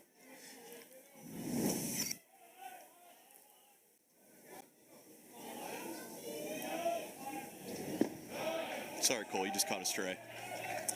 You're good at that. Zach just throwing haymakers to unexpected people this year. I don't even know what you're talking about, Anthony. Spike that one that counts full on Jesse. You know, you're talking about big heads. Can only imagine where this is going. We had he's a manager right now, but he used to be a catcher, Bruce Bochy. And he played for so many different teams. He used to just take his hat with him and spread because they couldn't find a helmet that big when he was catching. So it wasn't only big, it was heavy because of all the different spray paints he had to use for the different teams he played for. Well, big head for a lot of guy with baseball knowledge. Winner. Back for the top of the 7th inning between Cincinnati and Oklahoma. The Sooners in front 6-3. Crowd likely to fill in for the second game of the doubleheader. 2:35 the first pitch in game 1. Tough time on a Thursday, but two of the Big 12's best teams matching up for a pair of games today. Hoping that evening crowd fills in.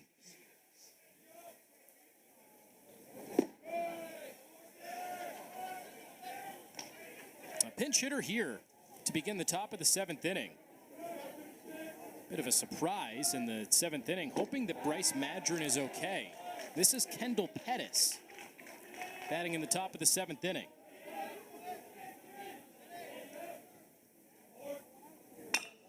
And he shoots it the other way, a base hit. Right off the hands, fought it off. And the pinch hitter Pettis has the 3-game hitting streak now. Leadoff single in the 7th.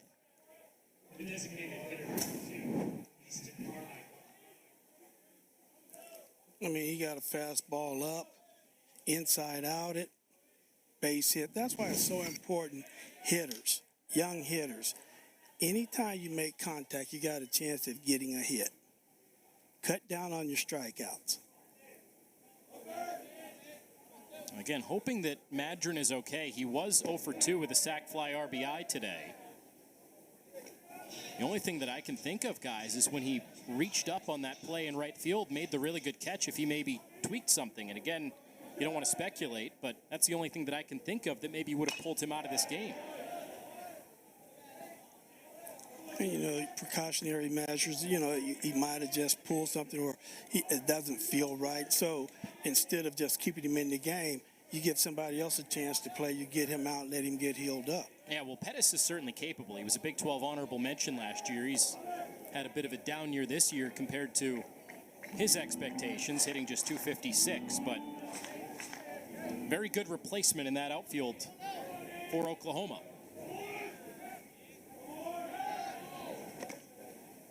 You know, we've been talking about the depth pitching that every team needs, but when you have some players that can come in and replace other players when they get injured, or you give the coach a lot more options if somebody's struggling, that's how you win championships. You know, you don't win with the starting 9 or your starting pitching. You win as a team.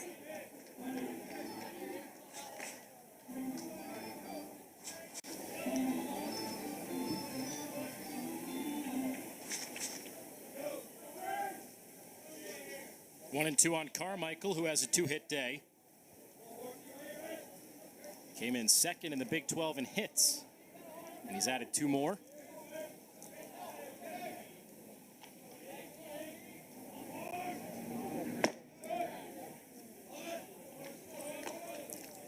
Skip Johnson just said that Carmichael knows what it means to be a Sooner. His dad played at Oklahoma. His older brother Braden, who we talked about earlier, the Big 12 first-teamer from last year, also played at Oklahoma. Just understands what it means to put on this uniform.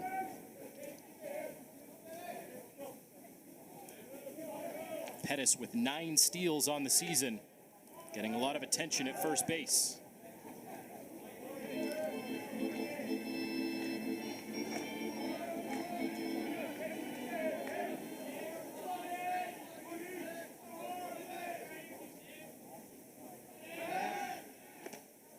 Good thing these guys are in college, because they would have been out of moves 5 moves ago at the major league level and pro level in general. Well, yeah, you get to throw over there twice. The third time, if you throw over there and you don't get him, you get second base anyway. So, you have to throw the ball home. Yeah, let's limit the amount of times that guys can do things on the diamond, but take 10 minutes to look at replays. That'll really speed it up. Rob Manfred should be listening to this broadcast. Billy renamed the pitch clock. You've got ideas and critiques for him, Anthony? Making a difference here today. I mean, the game of baseball is the greatest game ever. We keep changing a lot of the things. I don't know. I just love baseball, and let's just play baseball. Well, you already said earlier your legs can't do that anymore. Now you play golf instead. I tried to play golf. I go out there, I chase the ball. That's what I do. I have fun chasing the ball. That's why it was better to be a hitter, because somebody else went and chased it. Exactly. Now Carmichael's putting up one heck of an at-bat here.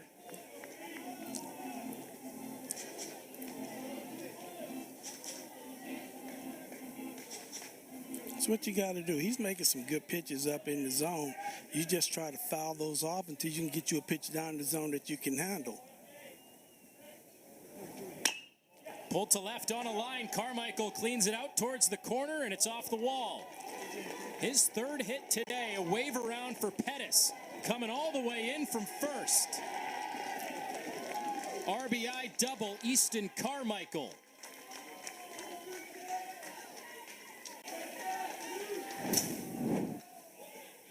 Finally got a ball down in the zone.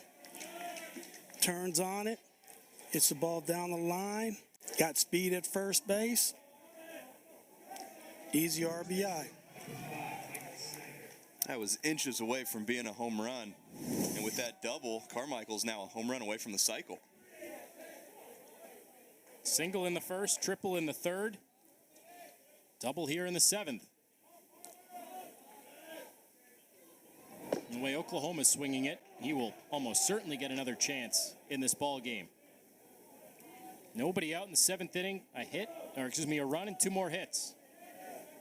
Snyder has a pair of hits today as well.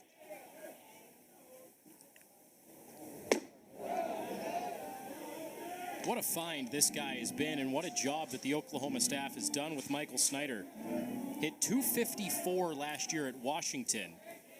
Came into today's game hitting .350 and has gone 2 for 3. And the double in the 6th inning that he hit was his 21st of the year. Came in top 20 in the nation in doubles. You want to talk about a new opportunity, a fresh environment? Snyder has turned his career around. This 1 through 6 is special for this Oklahoma lineup. And they're 7, 8, 9 are no slouch either, but the 1 through 6, the numbers are almost unbelievable. The on-base percentages, the power numbers, the averages, all well over 300. You'd be hard-pressed to find a better 1 through 6. Well, Zach, if you look at it, they're leading the Big 12 in so many offensive categories. That's a team thing. I mean, you're going to have to take 1 through 9 to do that. You got the top 6 that are just putting up unbelievable numbers, but that 7, 8, and 9, they're doing a lot of the things to help them win ball games also. That's that depth that you talk about. Yes. Pulled over the 3rd baseman's head, but hooked it foul. Snyder looking for extra bases again. The thing that really stood out to me about Snyder, he's 13 of 14 in stolen bases this year. Number 1 for a first baseman, that's pretty impressive. For a guy his size, it's pretty impressive, 6'4", 226. But what really stood out, he never stole a base in 4 years at Washington. Comes to Oklahoma, he's 13 of 14. Well, it just depends on who you're playing up under, your coach. Your coach look at him, hey, they're not paying attention to you. You're so big and all this. They don't think you can run. Pitchers go to sleep on you. You still a base. A lot of credit goes to Reggie Willits, associate head coach. Chopped foul near home plate. Reggie Willits in charge of a lot of the base running for Oklahoma, part of that get on and run style, chaotic nature of ball that Oklahoma plays, which we haven't seen very much today because they've been smacking it all over the place. But just like Cincinnati, they will not be afraid to steal a base now and then. But no need to steal when you're hitting doubles, triples, and home runs like they have today.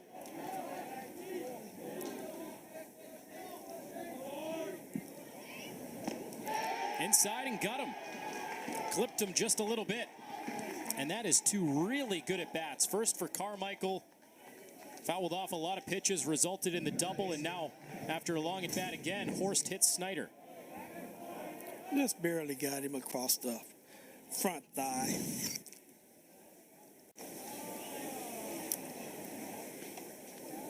That is just the second free base given up by Cincinnati pitching today. One walk for Taylor and one hit by pitch for Horst. Now, granted, one free base. They've also committed 2 errors and some defensive mental miscues. More action in the Cincinnati bullpen. That's Drew Erdman getting loose.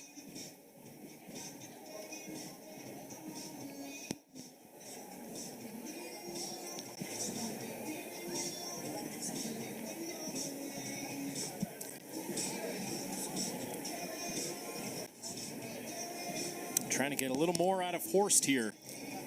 Again, 2 9-inning doubleheaders today. 7th inning in game 1 here. But still 9 more innings to go today. So that is certainly in consideration for both of these head coaches.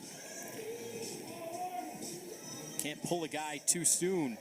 You don't want to pull him too late, but you can't take him out too soon when you have to account for 18 innings in one day. And maybe turn around and play 9 more tomorrow.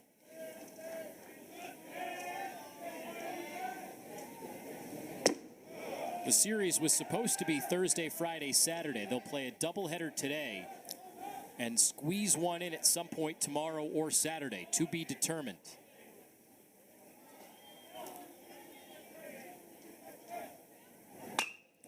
That's a base hit again to left field, dug out by McKenzie. Wave around, here comes Carmichael, play at the plate, not in time. Throw to third, it's late there too. Carmichael scores on the single for McKenzie. He takes second on the throw.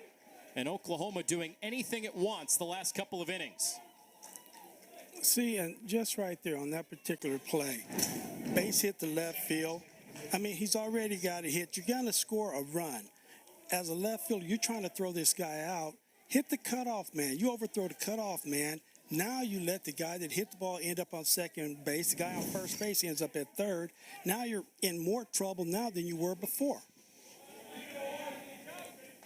Fouled off by Nicholas. It's another one of those mental miscues.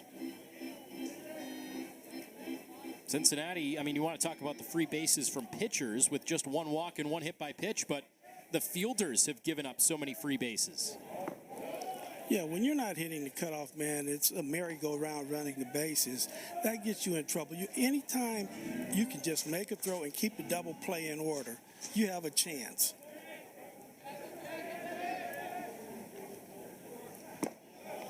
Outside by Horst, 2-1.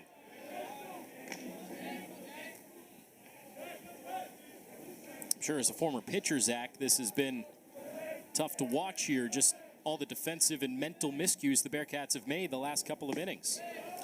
It's been that paired with how good of at-bats these Oklahoma hitters are taking. Chase Horst has averaged close to a strikeout an inning over the course of his 2-year career at UC so far, but they are just not giving in. They're fouling off pitches. They're working these deep counts. As the call clips the bottom of the zone there. Chase Horst is a guy that when he's not getting the ball pounded into the ground or giving up strikeouts, he's going to start to get a little frustrated because his stuff is so good, and when they're putting up such great at-bats, that you might start to get into his head a bit. Oklahoma does not strike out very much. Opponents have struck out more than 120 times more than Oklahoma has this year. That's another good at bat there from Nicholas to work the walk. Well, the story of this game has been the last 2 innings. Jordan Bischel out to make a change. Horst couldn't do the job in the 7th. Oklahoma has scored 6 times in the last inning plus. Still nobody out in this 7th. And Erdman will try to right the ship here. See, Home Quote Explorer lets you easily compare home insurance options so you can get what you need without overpaying. Yeah, we spent a... Drew Erdman is into the game for Cincinnati. Hasn't pitched very much recently. His last appearance came against Ohio State at the end of April. Just his 10th appearance overall, Zach. But over the last couple outings, it's been pretty good for Cincinnati. 6 2/3, just 2 earned over his past few outings. This is a guy who's pitched kind of sparingly throughout his freshman campaign. He had some arm issues earlier in the year, a little banged up, didn't pitch for a few weeks, but he's been decently consistent. He's thrown strikes for the most part, and he's got a really, really good fastball. I've always been impressed by his fastball and a hard slider that he throws, kind of similar to the stuff of Nate Taylor. And this is a big situation for him to try to keep the Bearcats right here.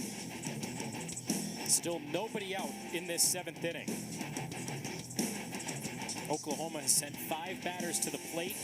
Single, double, hit by pitch, single, walk. So Horst only ends up recording 1 out. That came in the top of the 6th inning. That 2nd inning of work for a reliever is so hard. You get really amped up and come in the middle of an inning as a reliever. He came in and got that big 3rd out in the 6th. And then you go sit down for a little bit, you come back out, your energy levels are different. And then we saw what happened right there. He just didn't have it for his 2nd inning of work.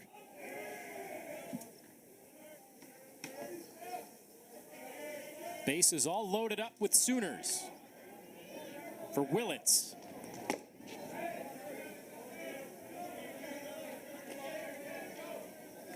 I have to wonder as a freshman if Willits chose 77 or if that's the number that was given to him. Not too many guys are picking 77. Not playing like a freshman this year. Bounces this one towards second, and the tag play there. Palmieri touches Nicholas for the first out this inning. Does play to run.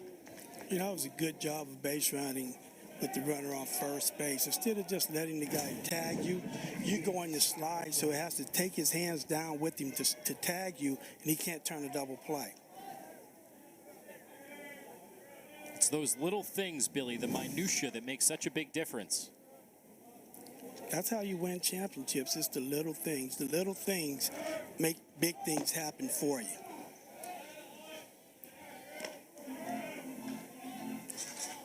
So the run comes in the 9th for Oklahoma. Snyder scored from 3rd on the fielder's choice tag out by Palmieri at 2nd. Nicholas is eliminated. McKenzie now at 3rd. Willits at 1st. And a 1-1 count on Mudler, the catcher.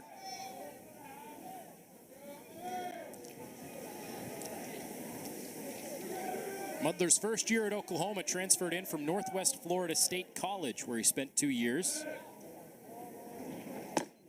That's a mouthful. Northwest Florida State College. They got a good program. Well, Mudler hit .359 last year, so he helped that program down there.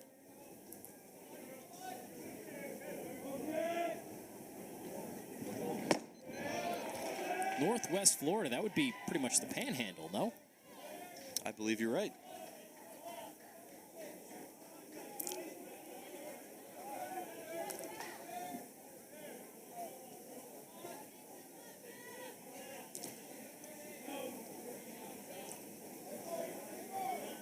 Gotta hurry up and throw this ball. And Erdman just throws it over to 3rd base. That's a... They're going to call a balk? Yeah, they are. He didn't throw to a base. You have to throw the ball to a base.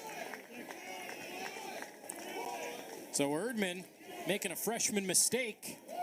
Pitch clock was winding down. Never threw home. And never threw to a base on the pickoff.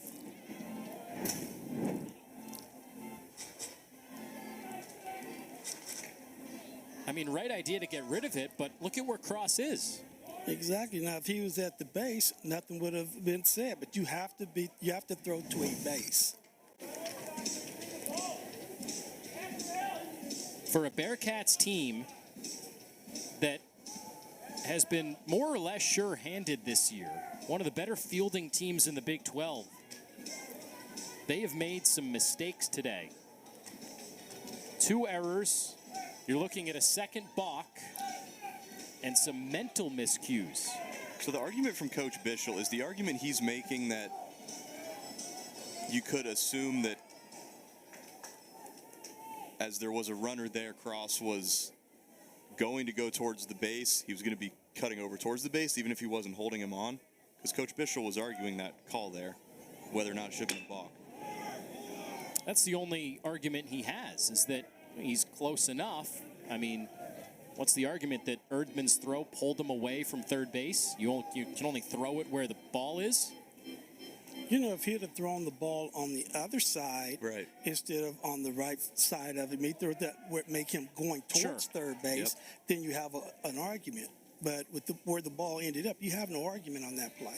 He didn't even throw it to him. It took him the other way. Yep. Slicing liner center field, and that drops in front of the outfielders, a base hit. Mudler's first hit today. And Cincinnati has just lost its confidence and composure. Ball ends up trickling all the way to Alec Jones, the catcher. Mudler stayed put at first base.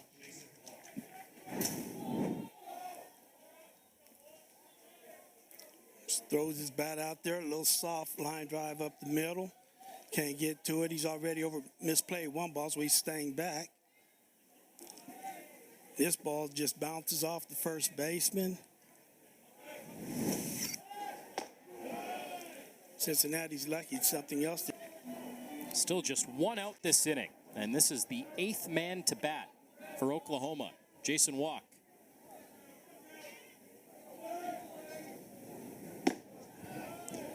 You know, Jordan Bischel, we spoke with him before the game today, and he hears some of the outside noise, but at the same time, just trying to keep his team away from all of that, not wary about it. He views this as a no-lose situation. But you have to wonder, you finally get to play the Big 12's best. You're in a position to make an NCAA tournament as an at-large if some of the pressure is catching up to Cincinnati, because they've made a lot of mistakes today that, especially for a team that's among the leaders in fielding percentage, they don't make. Ground ball, right side, base hit. Mudler hopped over it, and Willits hops to home. 11th Sooner run today. I think to your point, Anthony, as much as coaches and players can say that they're worried about one pitch at a time, worried about the game, when there's this kind of coverage around a Cincinnati Bearcats ball club that has not done much in years past, there's the most buzz around this team since obviously their 2019 kind of miracle regional run. It's something that's going to be in the back of everyone's heads. I mean, all these guys going home after practice, hop on Twitter, hop on Instagram, and they're seeing coverage about it. It's definitely a factor. But, you know, Anthony, it really just shows you how good Oklahoma really is. 100%. I mean, they're the #1 team in the Big 12 for a reason. And when you're playing against the #1 team, this is what a #1 team looks like. Well, never mind the #1 team in the conference. How about the #12 team in the country? They've been ranked for 4 consecutive weeks. You're not talking about a good team in the Big 12. You're talking about a good team nationally. You're absolutely right. That's why this team has a great chance of winning the Big 12 tournament and making some noise in the NCAA tournament. As we mentioned, this is an Oklahoma team that is #1 in a lot of categories. They put up 11 runs today. And this is after they smacked around Baylor over the weekend. 19 runs on Friday and 19 runs in another game of the doubleheader. They played a doubleheader last week against Baylor as well on Saturday. Talked to Skip Johnson before the game. He said, it's been an unusual year. I'm like, unusual? What do you mean? He goes, we've played 6 instances of doubleheaders. I guess when you put it in that perspective, it has been an unusual year. Well, the way they've been playing in double hitters, I would want every series to have a double hitter. That's a fair point. To be honest with you. It's a fair point. Skip Johnson was advocating for 3 7-inning games today. Good weather, might as well get them in while you can. And Billy, you know from the junior college levels and stuff like that, 3 7-inning games, that's not out of the ordinary. No, it's not. I'm telling you, it's a long day, but it's baseball. You were telling a story earlier when you were with Tampa Bay. You played back-to-back doubleheaders, 3 days in a row. Yes.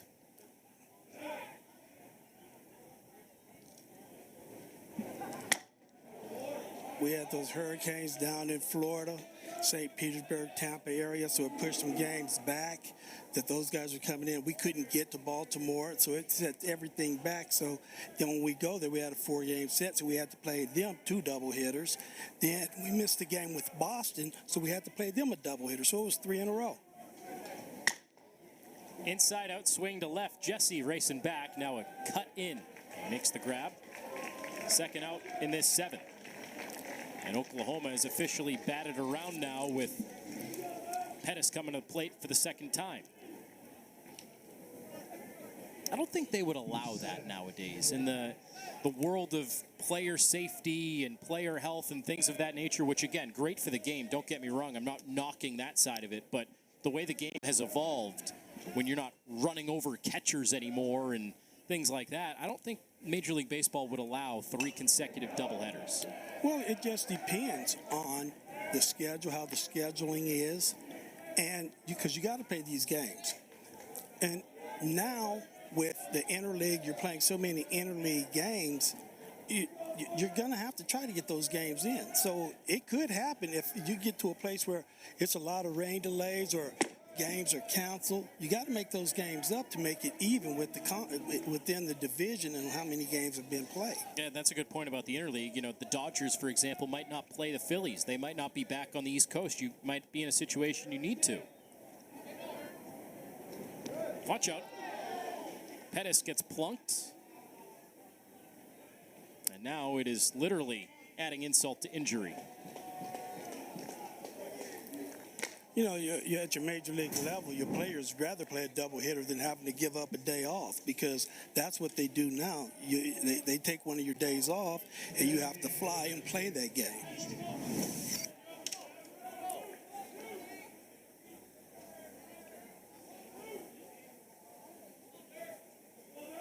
This inning has lasted an eternity.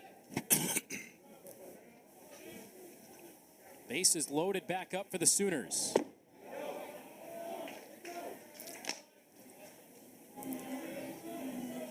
Not the guy you want to see at the plate with the bases loaded. A home run shy of the cycle.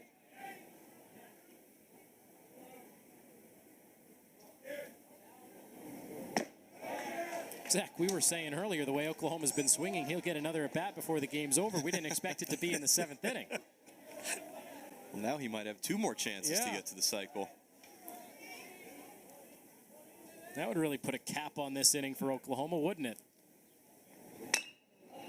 He'll have to settle for the base hit the other way. That'll score at least 1. Here comes a second. Walk is in behind him. 2-run single for Carmichael.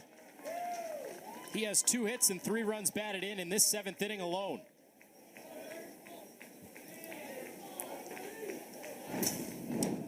Fastball up in the zone.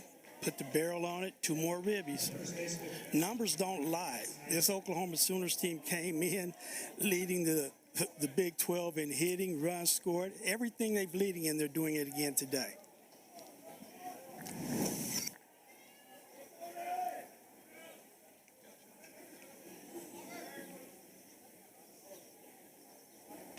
Snyder gets hit.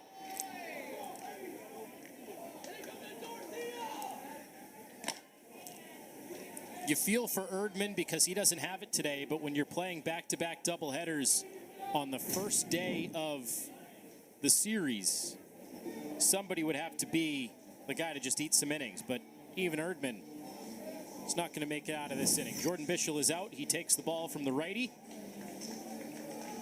And that's it for Erdman. Oklahoma has scored 7 runs this inning. They lead it 13-3.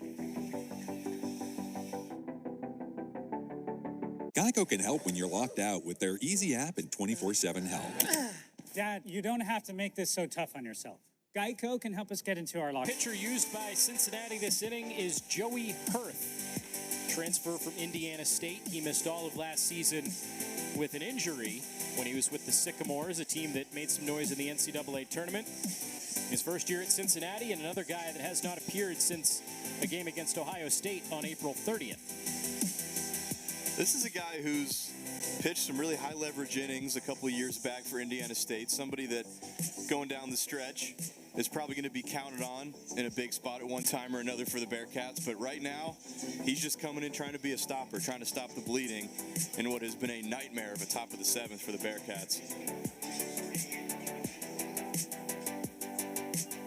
There is a run rule in effect for every game this weekend, which figures to play an increasingly important role today when you're playing the doubleheader. So 10 runs after the bottom of the 7th inning if the home team is losing. In this case, Cincinnati trailing by 10 runs and potentially counting here. Or if the home team is winning, it would only have to be 10 after the top of the 7th. But bases loaded up again for McKenzie. This is his 3rd at bat in the last 2 innings.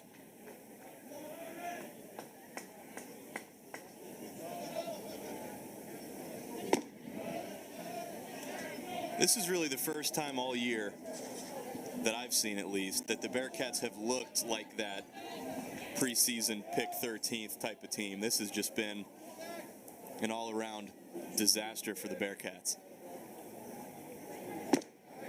And how the tables have turned. I mean, we were talking that middle of the 5th inning. This game has lived up to the billing. A team for Cincinnati that had something to play for both in Big 12 standing as well as at-large NCAA tournament. Oklahoma solidifying their case as a regional host. It was tied 2-2. And since then, the Bearcats have been outscored 12-1. Another run in on a walk. Hurth out of the pen. Can't find the zone. That run charge to Erdman, his 4th and counting. Well, be looking for a loud sound right here. He needs to throw a strike, and the hitter's looking for a fastball over the plate.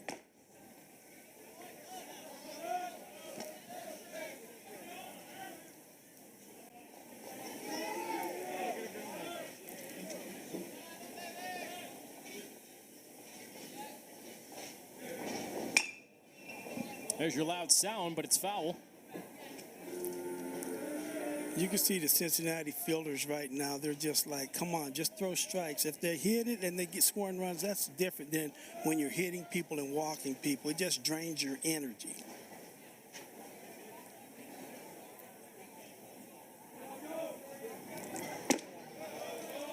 One and two on Nicholas. Nicholas is the only Sooner without a hit today. 0 for 2, sac fly, RBI, and a walk. Called strike 3. Maybe a bit of a gift on the outside corner there, but it finally wraps up the top of the 7th inning. The Sooners score 8. And we are coming up later this evening, about 30 to 45 minutes after the conclusion of this game, will be game 2 of the doubleheader. Tommy Boba against Kyson Witherspoon. Witherspoon has been fantastic for Oklahoma this year, and that game could be coming up quicker than expected. Run rule is in effect after 7 innings if either team leads by at least 10 runs. So Cincinnati, the home team, down by 11. They need at least 2 runs to continue this game on to the 8th inning. And a new pitcher for Oklahoma. It is Carson Atwood. After 6 strong innings, a quality start from Braden Davis. Atwood comes in, and Zach, like we were just talking about, This is one of the better pitches for Oklahoma. Why would you pitch him with an 11-run lead? But for Oklahoma, you're trying to salvage 2 innings here and not have to play the full 9 and just end this one early in game 1. Treating it like a safe situation. You can only afford to give up 1 run to keep the run rule intact, and this guy's thrown real well all year. One of their top leverage bullpen arms. ERA in the low 3s, 28 innings pitched. This appearance today, he'll tie the team lead in appearances with 22.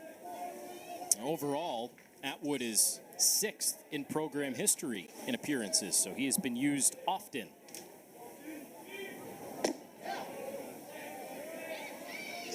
Atwood comes in with a 2.25 ERA in Big 12 play. So 3.14 overall, but sub 2.5 in Big 12 play. Dealing with Mitchell, Hegeman, and Palmieri, 5, 6, 7 in Cincinnati's order.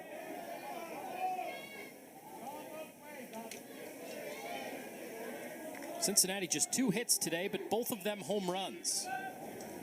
One of them for Mitchell, and now he has a second. Reaches out and pulls it to to left.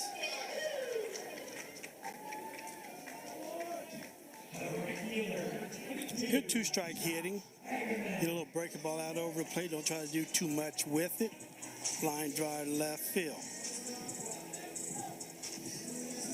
Well, it's going to start somewhere. Cincinnati hopes to just keep this game alive. Here's Hegeman, 0 for 2 today. Well, if you're Cincinnati, I mean, you're never going to say they wave in the white flag, right? But I think the goal now for this Bearcats team is make Oklahoma play the full 9 innings. I mean, you see Atwood coming out of the bullpen. That's one of their better arms. Close game in the second game of the doubleheader. Maybe Atwood's not available. Hegeman grounds it, 2-1. And with Hegeman's speed, they won't turn the double play there, although Oklahoma made it pretty close. Fielder's choice, 3-6. Well, you know, with any team, pitcher gets over there. With any team, you always want, as long as you have outs, you got a chance to win. So, you know, you want to go out there, have some good at-bats, give yourself a chance. If nothing else, get yourself some momentum for the second game. Cincinnati down to its final 2 outs here in a run rule situation in the 7th inning. Max Palmieri batting.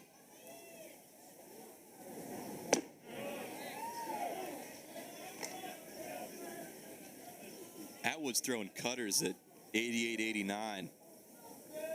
It's going to be really hard for hitters to square up this fastball. They're just going to be looking, and they're going to see a four-seam fastball, and then it's just going to dart away from them at the last second. Inside out swing to the right field corner and foul.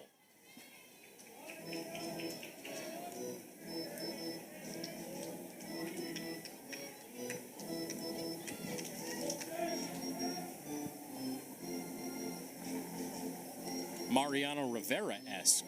Those hard cutters.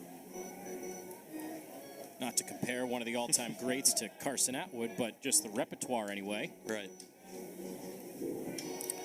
These pitchers today that we throw on cutters, they're throwing semi-cutters. Mariano Rivera, I'm telling you, he used to make that ball move 6 to 8 inches. That stuff was almost unhittable. You have a closer pitching with 1 pitch.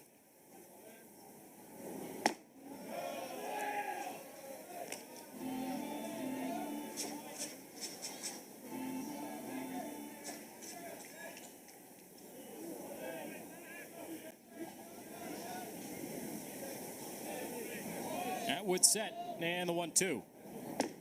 Got him. Froze him on the inner half. 2 gone in the 7th inning. After all the cutters, he drops in the slower slider, freezes Palmieri on the inner half.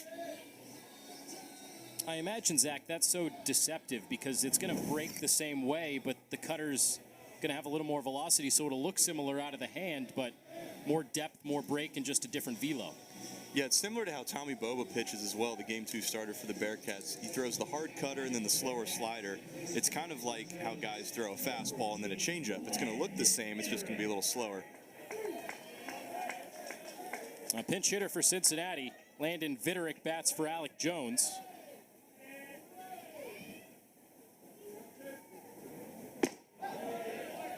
Viderick had been playing very well lately, but with the lefty on the mound, the Bearcats stayed away from him in game one. But he gets a chance to hit here in the 7th inning. Down to the final out for Cincinnati.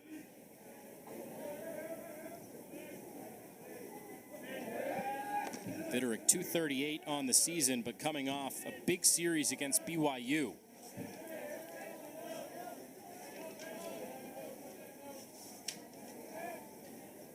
Five for 11 with a home run. Drove in a couple of runs, 2 doubles, a triple for Viderick in that weekend series against the Cougars. Nasty cutter again there from Atwood, tied him up.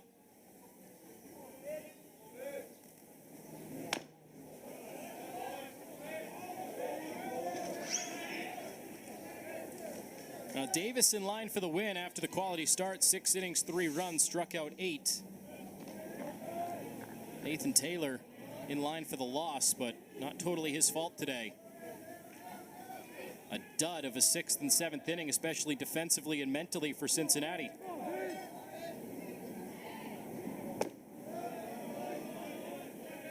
Certainly cannot pin this one on Taylor alone. Definitely not. 4 earned, but some other defensive miscues that weren't scored as errors. Taylor kept his composure. He did a nice job. He didn't give in and start walking guys after giving up the home run or after the error behind him or after the overturned play at first base when it bounced off the wall into the camera well. I think Nate Taylor pitched it really well. It just kind of snowballed. And again, credit to this Oklahoma team. They just do not take their foot off the gas, and they can make a good Cincinnati ball club look real bad.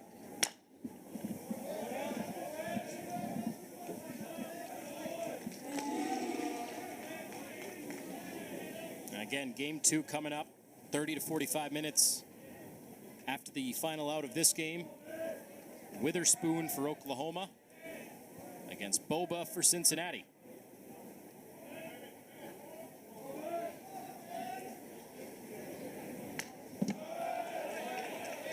As bad as Cincinnati has looked in this first game, chance to wipe the slate clean and tie this series up at 1 for the rubber match either tomorrow or Saturday, depending on the weather. That's the good thing about baseball. You play a series. If you lose the first one, you got to have a short memory and play the next day. But in today's case, they got to forget about it in about 30 minutes. Hit a long way to deep center field. Spikerman feeling for the wall, and he doesn't have a play. That ball's gone. Pinch hit, 2-run shot, Landon Viderick. And so that will extend the game into the 8th inning. He put a charge into that baby. He fouled off some very good pitches, then got one that he could handle, and he drove this ball. Atwood, after throwing several cutters, he went back to the 4-seam fastball, left that one over the plate. That ball was smoked. 107 off the bat. It's one of the deeper parts of the ballpark. As we said, Viderick has been seeing the ball incredibly well, and he's catching fire at the right time for the Bearcats. That's his 6th home run of the year and his 2nd in as many weekend series. Hit one at BYU last weekend, but Cincinnati, Tommy O'Connor to hit for Dalton Pearson.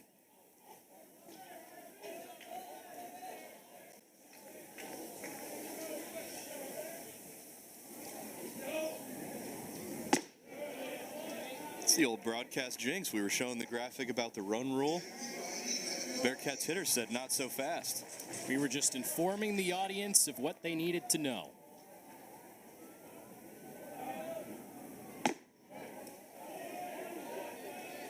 But Cincinnati, like we were just talking about, in some respects did its job. Again, 2 innings to play.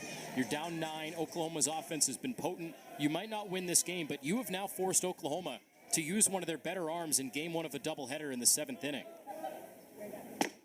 You're going to make them use more pitches, use more guys. And with this Cincinnati offense, I'm telling you, this team can hit. They can score 14 runs just as easy as Oklahoma has. Well, if that happens, we'll start the doubleheader, game 2, around 9 o'clock tonight. Weekly hit past the mound. Going to be a tough play. Willits, the shortstop on the second base side of the bag, makes the play. And O'Connor, the pinch hitter, is retired. But the 2-run home run for Landon Vitterick extends this ball game. No run rule. Top of the 8th inning in Cincinnati. Game recap for you. Oklahoma, a couple of big innings in the 6th and 7th. They scored 12 runs in those 2 innings alone to take the 14-5 lead. But Cincinnati, 3 home runs today. Solo shots for Cross and Mitchell, and then the 2-run home run for Vitterick. On to the 8th. And Hurth fires a strike on the outside corner. Changes defensively for Cincinnati. New catcher Corey Klingenbeck, who has not played much this year, but he's in there behind the plate. And Landon Vitterick has stayed in the game. Wow, watch out. Hurth knocks it down on a hot shot back to him and makes the play at first. It's one of those that you don't find the ball finds you.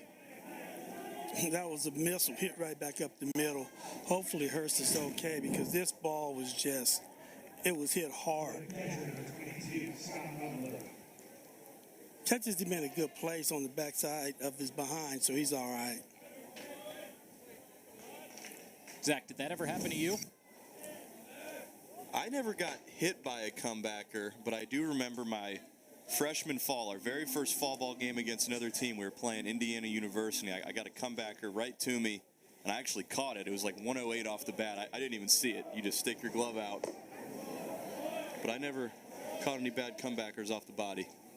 I imagine that has to be one of the scariest things. It is no fun. It is no fun at all. Hurth probably just thought he was going to be in a Hurst. See what you did there. Not one of my better ones.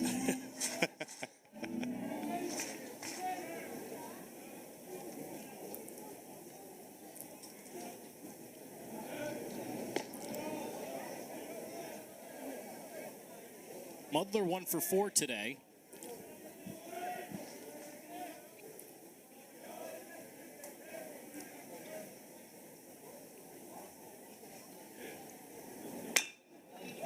Make it 2 for 5 on the 15th Sooner hit. You know, if I'm a pitcher right now, I might start throwing something different, because they're hitting that ball right back up the middle. I'm going to, you know, throw it in or out, make sure they hit it to the right field side or third base side, because I don't want to get hit with another ball. You're just starting to throw something different now, Billy, in the 8th inning? Well, this After is his 14 runs? This is just, the ball was hit at him. They're going to get their hits. But this ball, he's at 2 of them hit right back up the middle. We have found the quota, ladies and gentlemen. After 14 runs, that's when you start to throw something different. How many hits have he given up? He's just not coming to the game. That's the first hit allowed by Hurth. Walk, strikeout, ground out, and then that hit.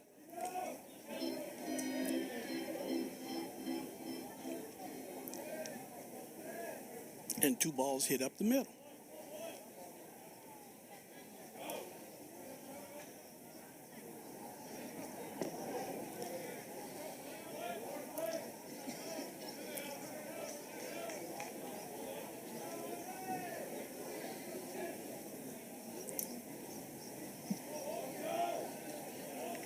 Jason Walk awaiting the 2-1.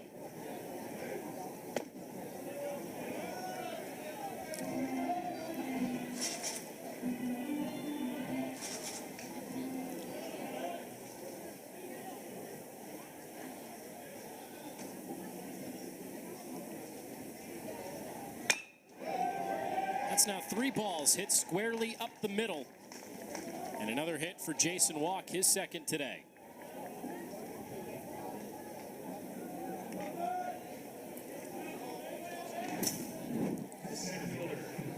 Jason Walk looking like Jason Hitt, taking some really good at-bats. Right back up the middle. You're on a roll in this inning, kid. When the game isn't close, you got to start thinking of ways to make it interesting. Well, Billy's thinking of new pitches that Cincinnati should start throwing. You're thinking of new jokes. No, not Cincinnati, Hurst, because He's had 3 balls hit right back up the middle. I'm telling you, hey, you got to change something when the ball's coming back at you. Zach, what should Billy start throw on the mound? I don't know. At this point, this Oklahoma Sooners lineup, I think this just seems to be their day. Hey, if they hit a home run to right field, a home run to left field, I'm fine. But they keep hitting line drives back to me up the middle. I'm changing what I'm throwing. Diving play at second. Palmieri with the grab. Nicely done. That was hooking away from him. They made a fine play.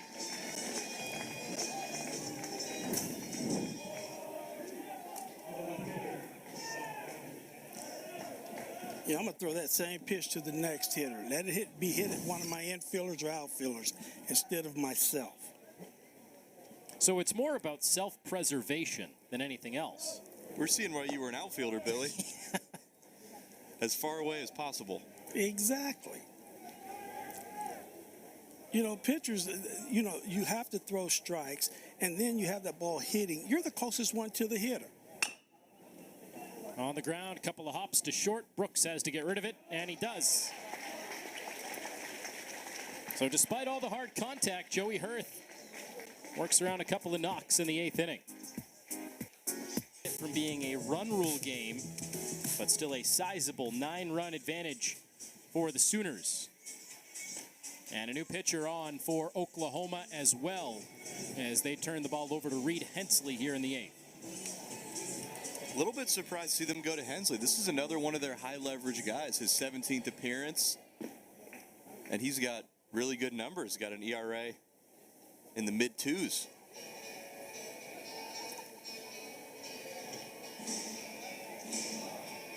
So Hensley coming in. It almost makes you wonder now if, obviously you're trying to play to win this series, but we talked to Skip Johnson before the game. You have to wonder if he's trying to just line up his staff. Okay, let's get our top guys in there in the first game of this doubleheader, and then we might not see them at all again for the rest of this series. Not to say that this series doesn't matter, because we've hyped this up for why it matters for both teams, but at the same time, use them, get them their work, and then we're just going to stash you the rest of the game. You're probably right. That would make the most sense. Me personally, I understand what the coach Johnson is doing. You're trying to win the game. I mean, you're up 14-5. This Cincinnati ball club can score some runs. You want to throw a guy out there that hasn't pitched enough. He starts walking 3 or 4 guys. They hit a home run. Now the whole game is different. When you have a chance to win a game, I don't care if you're in high school, college, or professional, you better try to win that game right then and there. But at the same time, Billy, you know, you're up 9. You're telling me that there's not a guy on the staff that you don't trust enough with a 9-run lead, even if they give up 3 or 4 runs, you know? No. Not when you haven't pitched. Some of these guys haven't pitched. It's just like some of the Cincinnati pitchers. They haven't pitched in 2 weeks or 3 weeks, and you're going to trust them to go out there. If I'm losing, it's easy to throw those guys when you're losing. Sure. When you're winning, it's very, very tough as a head coach or a manager to throw those guys in there. It's a fair point. Hensley has certainly been pitching regularly. Pitched well on Friday against Baylor when an inning struck out 2. But not finding it right now, 3-1.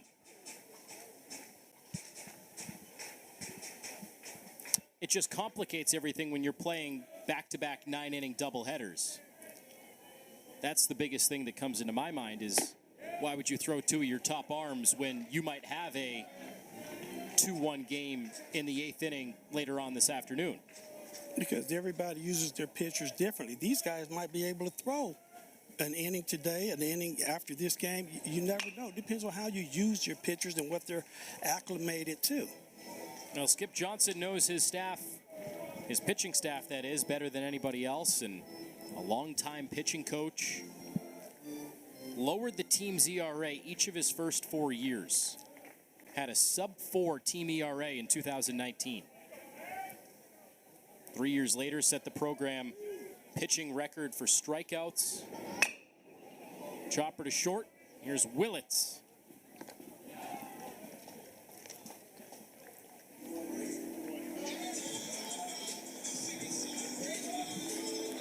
Quiet day for Carrington Cross.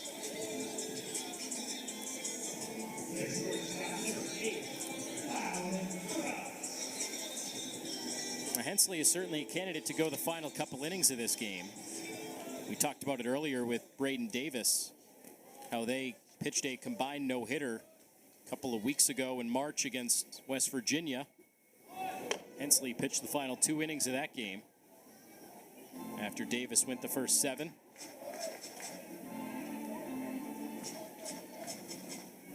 You know, he might not use him for 2 innings. He might just use him for 1. Now you still have a 9-run lead. Now you can go in. Now you can start throwing matchups. You can throw your lefty against a lefty, your righty against a righty to get you through that final inning.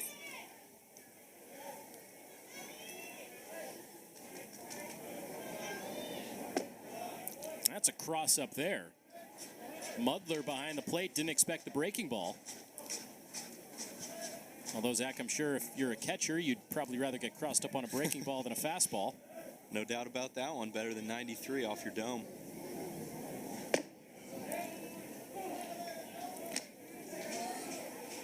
Makes you look like a fool, but like you said, rather expect the hard stuff and get the soft compared to expect the soft and get the hard.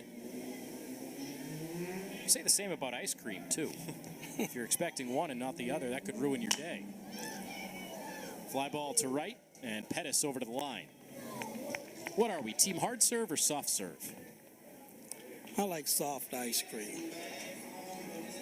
My complaint with soft serve is the flavors aren't as expansive.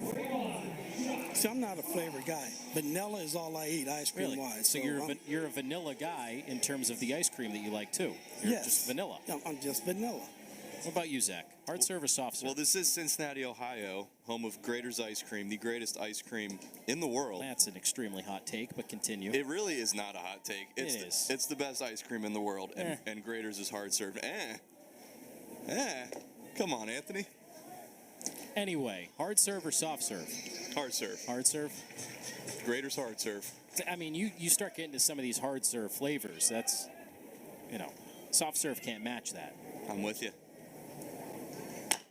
I will say a Dairy Queen soft serve blizzard. Now that's when you can start getting into some soft serve mixing and matching. A Dairy Queen blizzard, when you throw in the Reese's Pieces and the crushed Oreos and all that stuff, that's when soft serve is good. A little Butterfinger action in there. Just give me my ice cream on a cone. Let me eat the ice cream, and then I like to bite the cone. And then the last part where the ice cream is melted into the bottom of the cone. Oh, that's the best. Waffle cone or regular cone? Regular cone. Oh, Billy. No. Waffle cone, man. Yeah.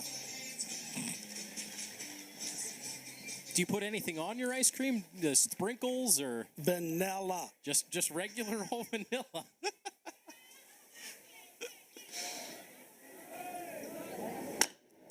Long way right field. Second of the day for Cross. And now the Big 12's leader in home runs lives in Cincinnati. Nothing vanilla about that swing.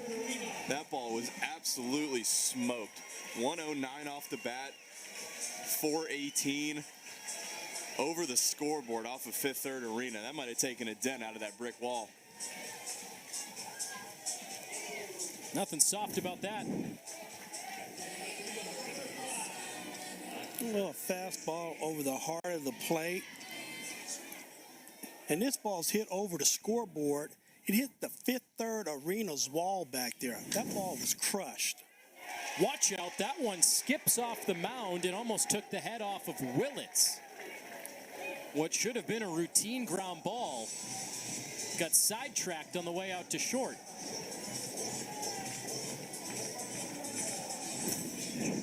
Bearcats showing a little bit of fight here. Look at that. That ball's a base hit. It hit on that turf and shot to the left field side of first, second base. That's a hit. That's the first of the day for Jesse. Nice to see Willits okay. Skip Johnson walking out. Wants to have a word with Hensley. Maybe make a move. 2 hard hit balls in a row after getting his first 2 outs. And a move will be made. A new arm trotting out of the bullpen. So now 14-6. Cincinnati not going away in this one. Despite the big lead for Oklahoma, forcing the Sooners to get a little bit deeper into that pen. Geico can help when you're locked out with their easy app and 24/7 help. Dad, you don't have to make this so tough on yourself.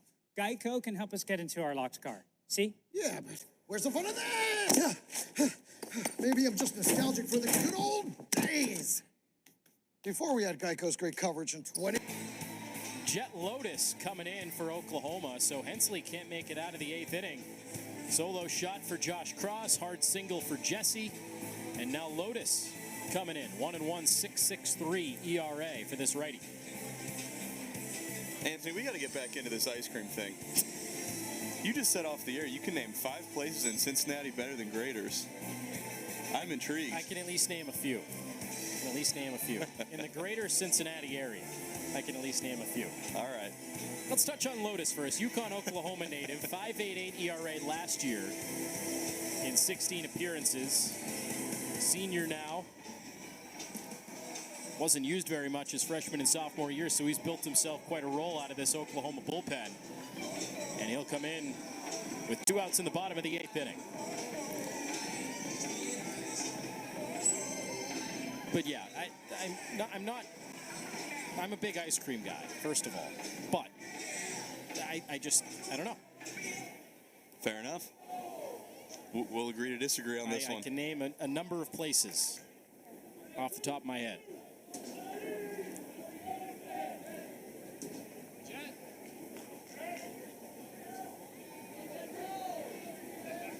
Cincinnati down 8 runs. They need a bit of a miracle, but they're fighting. Billy, you were talking about not wanting to throw a guy out there who hasn't pitched. Lotus has not pitched in just shy of 3 weeks. So they went to their high leverage guys, and now as the game gets closer, they throw a guy that hasn't thrown in several weeks.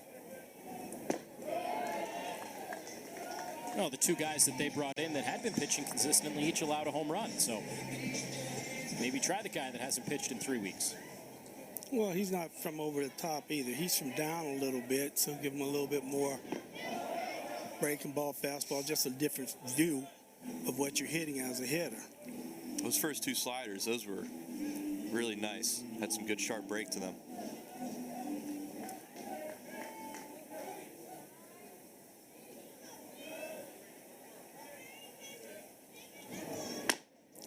Mitchell pops it up. Shallow left and back a few steps. Willits camps under it for the final out.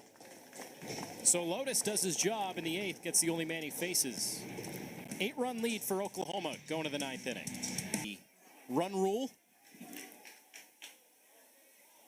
Joey Hurth back out for the 9th inning. New hitter here for Oklahoma. So Carmichael will not get his chance at the cycle.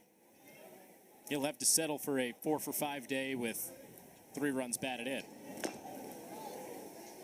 No one got a piece of Klingenbeck behind the dish. It's Desan Harris hitting for the Sooners.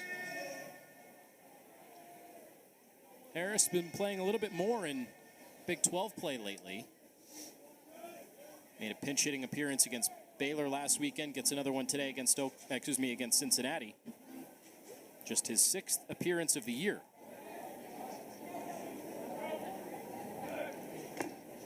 And he chases it outside. Second strikeout for Joey Hurth.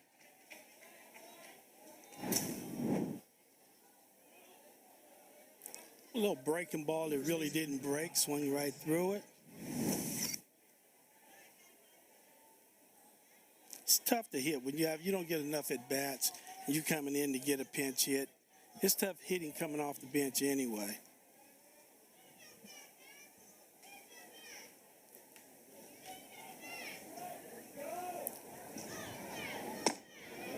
Some changes defensively for Cincinnati as well. Cameron Guidry is playing shortstop, so a lot of players mixing and matching a little bit. Outfield alignment is different as well for Cincinnati. Landon Vitterick is now in center field.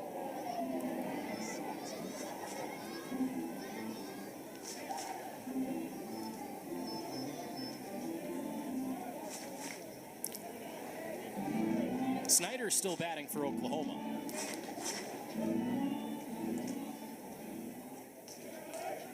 It's going to be one messy scorecard. Cole Harding also in right, and then Springer's in at second base, and they moved Palmieri over to third for Carrington Cross.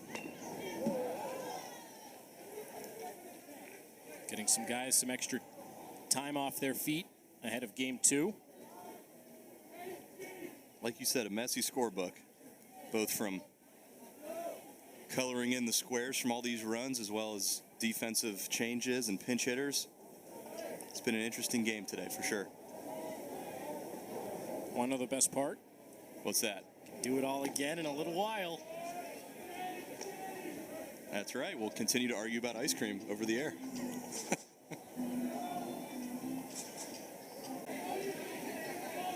That's how you know we both have it good, when the thing that we're getting most angry about is our preferences over ice cream. We're both lucky guys.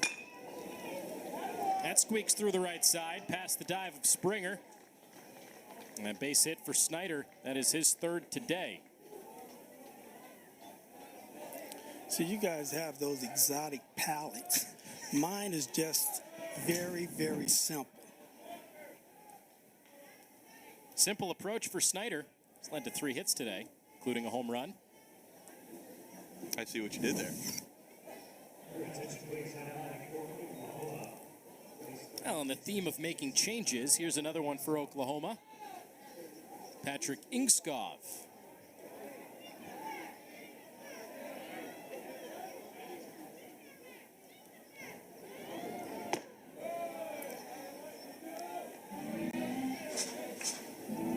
What would you say is the most exotic thing you've eaten, Billy? Please don't say just like a cheeseburger or something. No, you know, I've eaten different things, but I'm an easy person. You know, like food-wise, I'm a meat and potato guy, and I don't need to have a lot of different things to make me happy.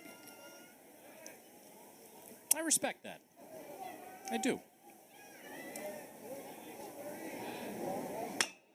Pulled to left on a line, hooking and foul. So you've never eaten, you know, alligator or anything like that? No. My wife and kids, they like to try those different things. They, you know, and they try to get me to try that sushi and all. I do not like it. It doesn't look good to me. So if it doesn't look good to me, I'm not going to put it in my mouth. Then you'll just sit there with your cup of vanilla ice cream. No. Or your cone. Well, actually, when they want to go eat sushi, well, my kids aren't here now, but when they used to want to go eat sushi, they used to go get sushi. I used to go to Popeyes and get some chicken, and I'll sit in my truck and eat it while they're in there eating sushi.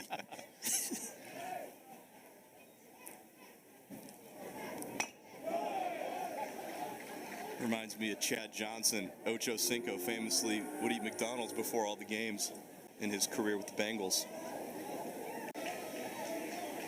He just keeps it simple.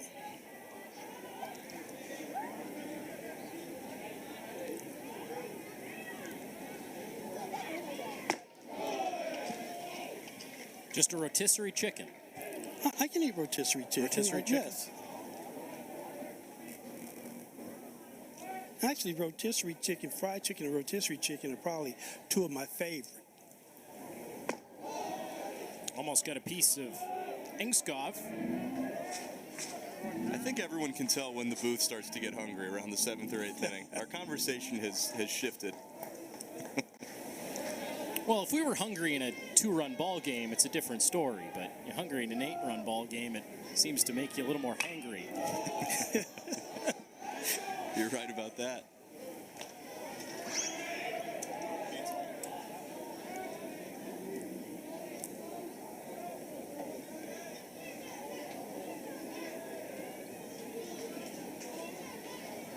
Earth, to his credit, has settled things down out of the pen. All joking aside. Ground ball could be 2. Guidry the flip. There's 1. And they turn it. Joey Hurth, 2 1/3 innings out of the pen. Hasn't been pretty all the time, but he has not allowed a run. And Cincinnati, final at-bats come. Changes galore for both of these teams. It's almost a new roster compared to when this game started. Lotus stays out there for the 9th inning. Facing Cole Harding, who came on for Hegeman in the 9th defensively.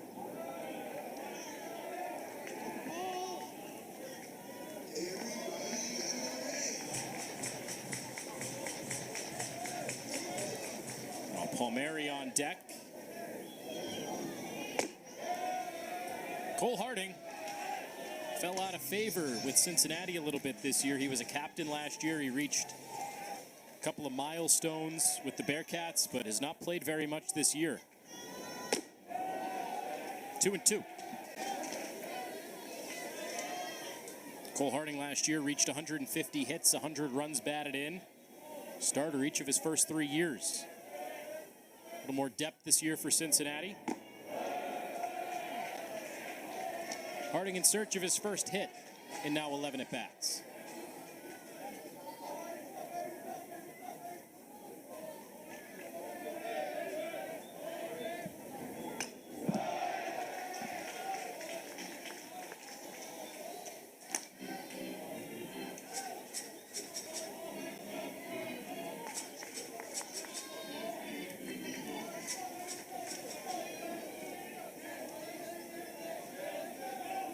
Lotus got the final out of the 8th. And now he's got the first out of the 9th. Blew it by Harding at 93.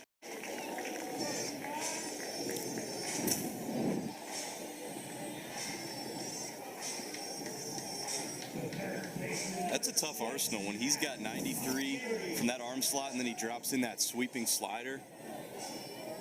Lotus showing some good stuff.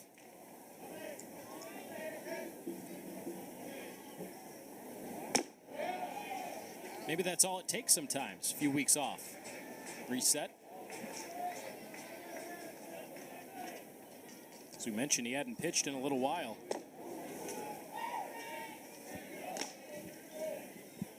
These are the things that just behind the scenes you never know. Typically pitchers who aren't throwing, they might get an inning against some hitters, some live ABs during the week. And for all we know, Lotus might have been shoving in his live ABs against his teammates on, Tuesdays or Wednesdays or whatever it may be.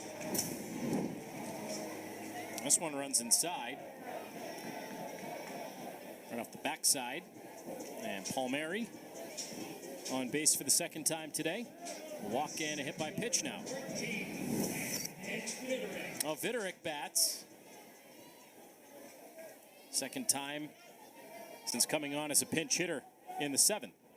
Hit the 2-run home run.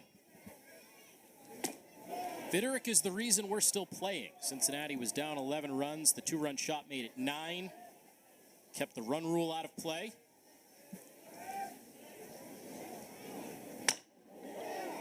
Out to right. And there's walk. For the second time in this game, Cincinnati is down to its final out.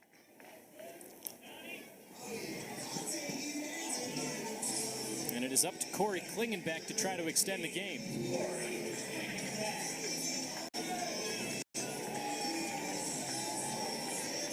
Klingenbeck has fallen to 3rd on the catcher depth chart this year.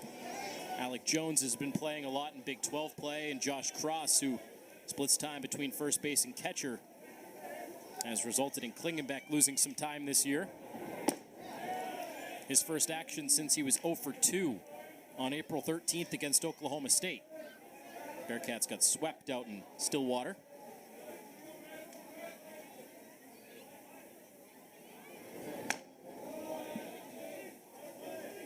Klingenbeck looking for his second hit of the year. Had a knock against Coastal Carolina earlier this year.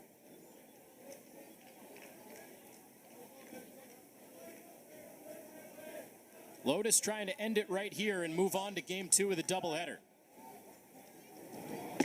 And he will. Backwards K to end things in Cincinnati. Oklahoma wins it 14-6. And a new program record.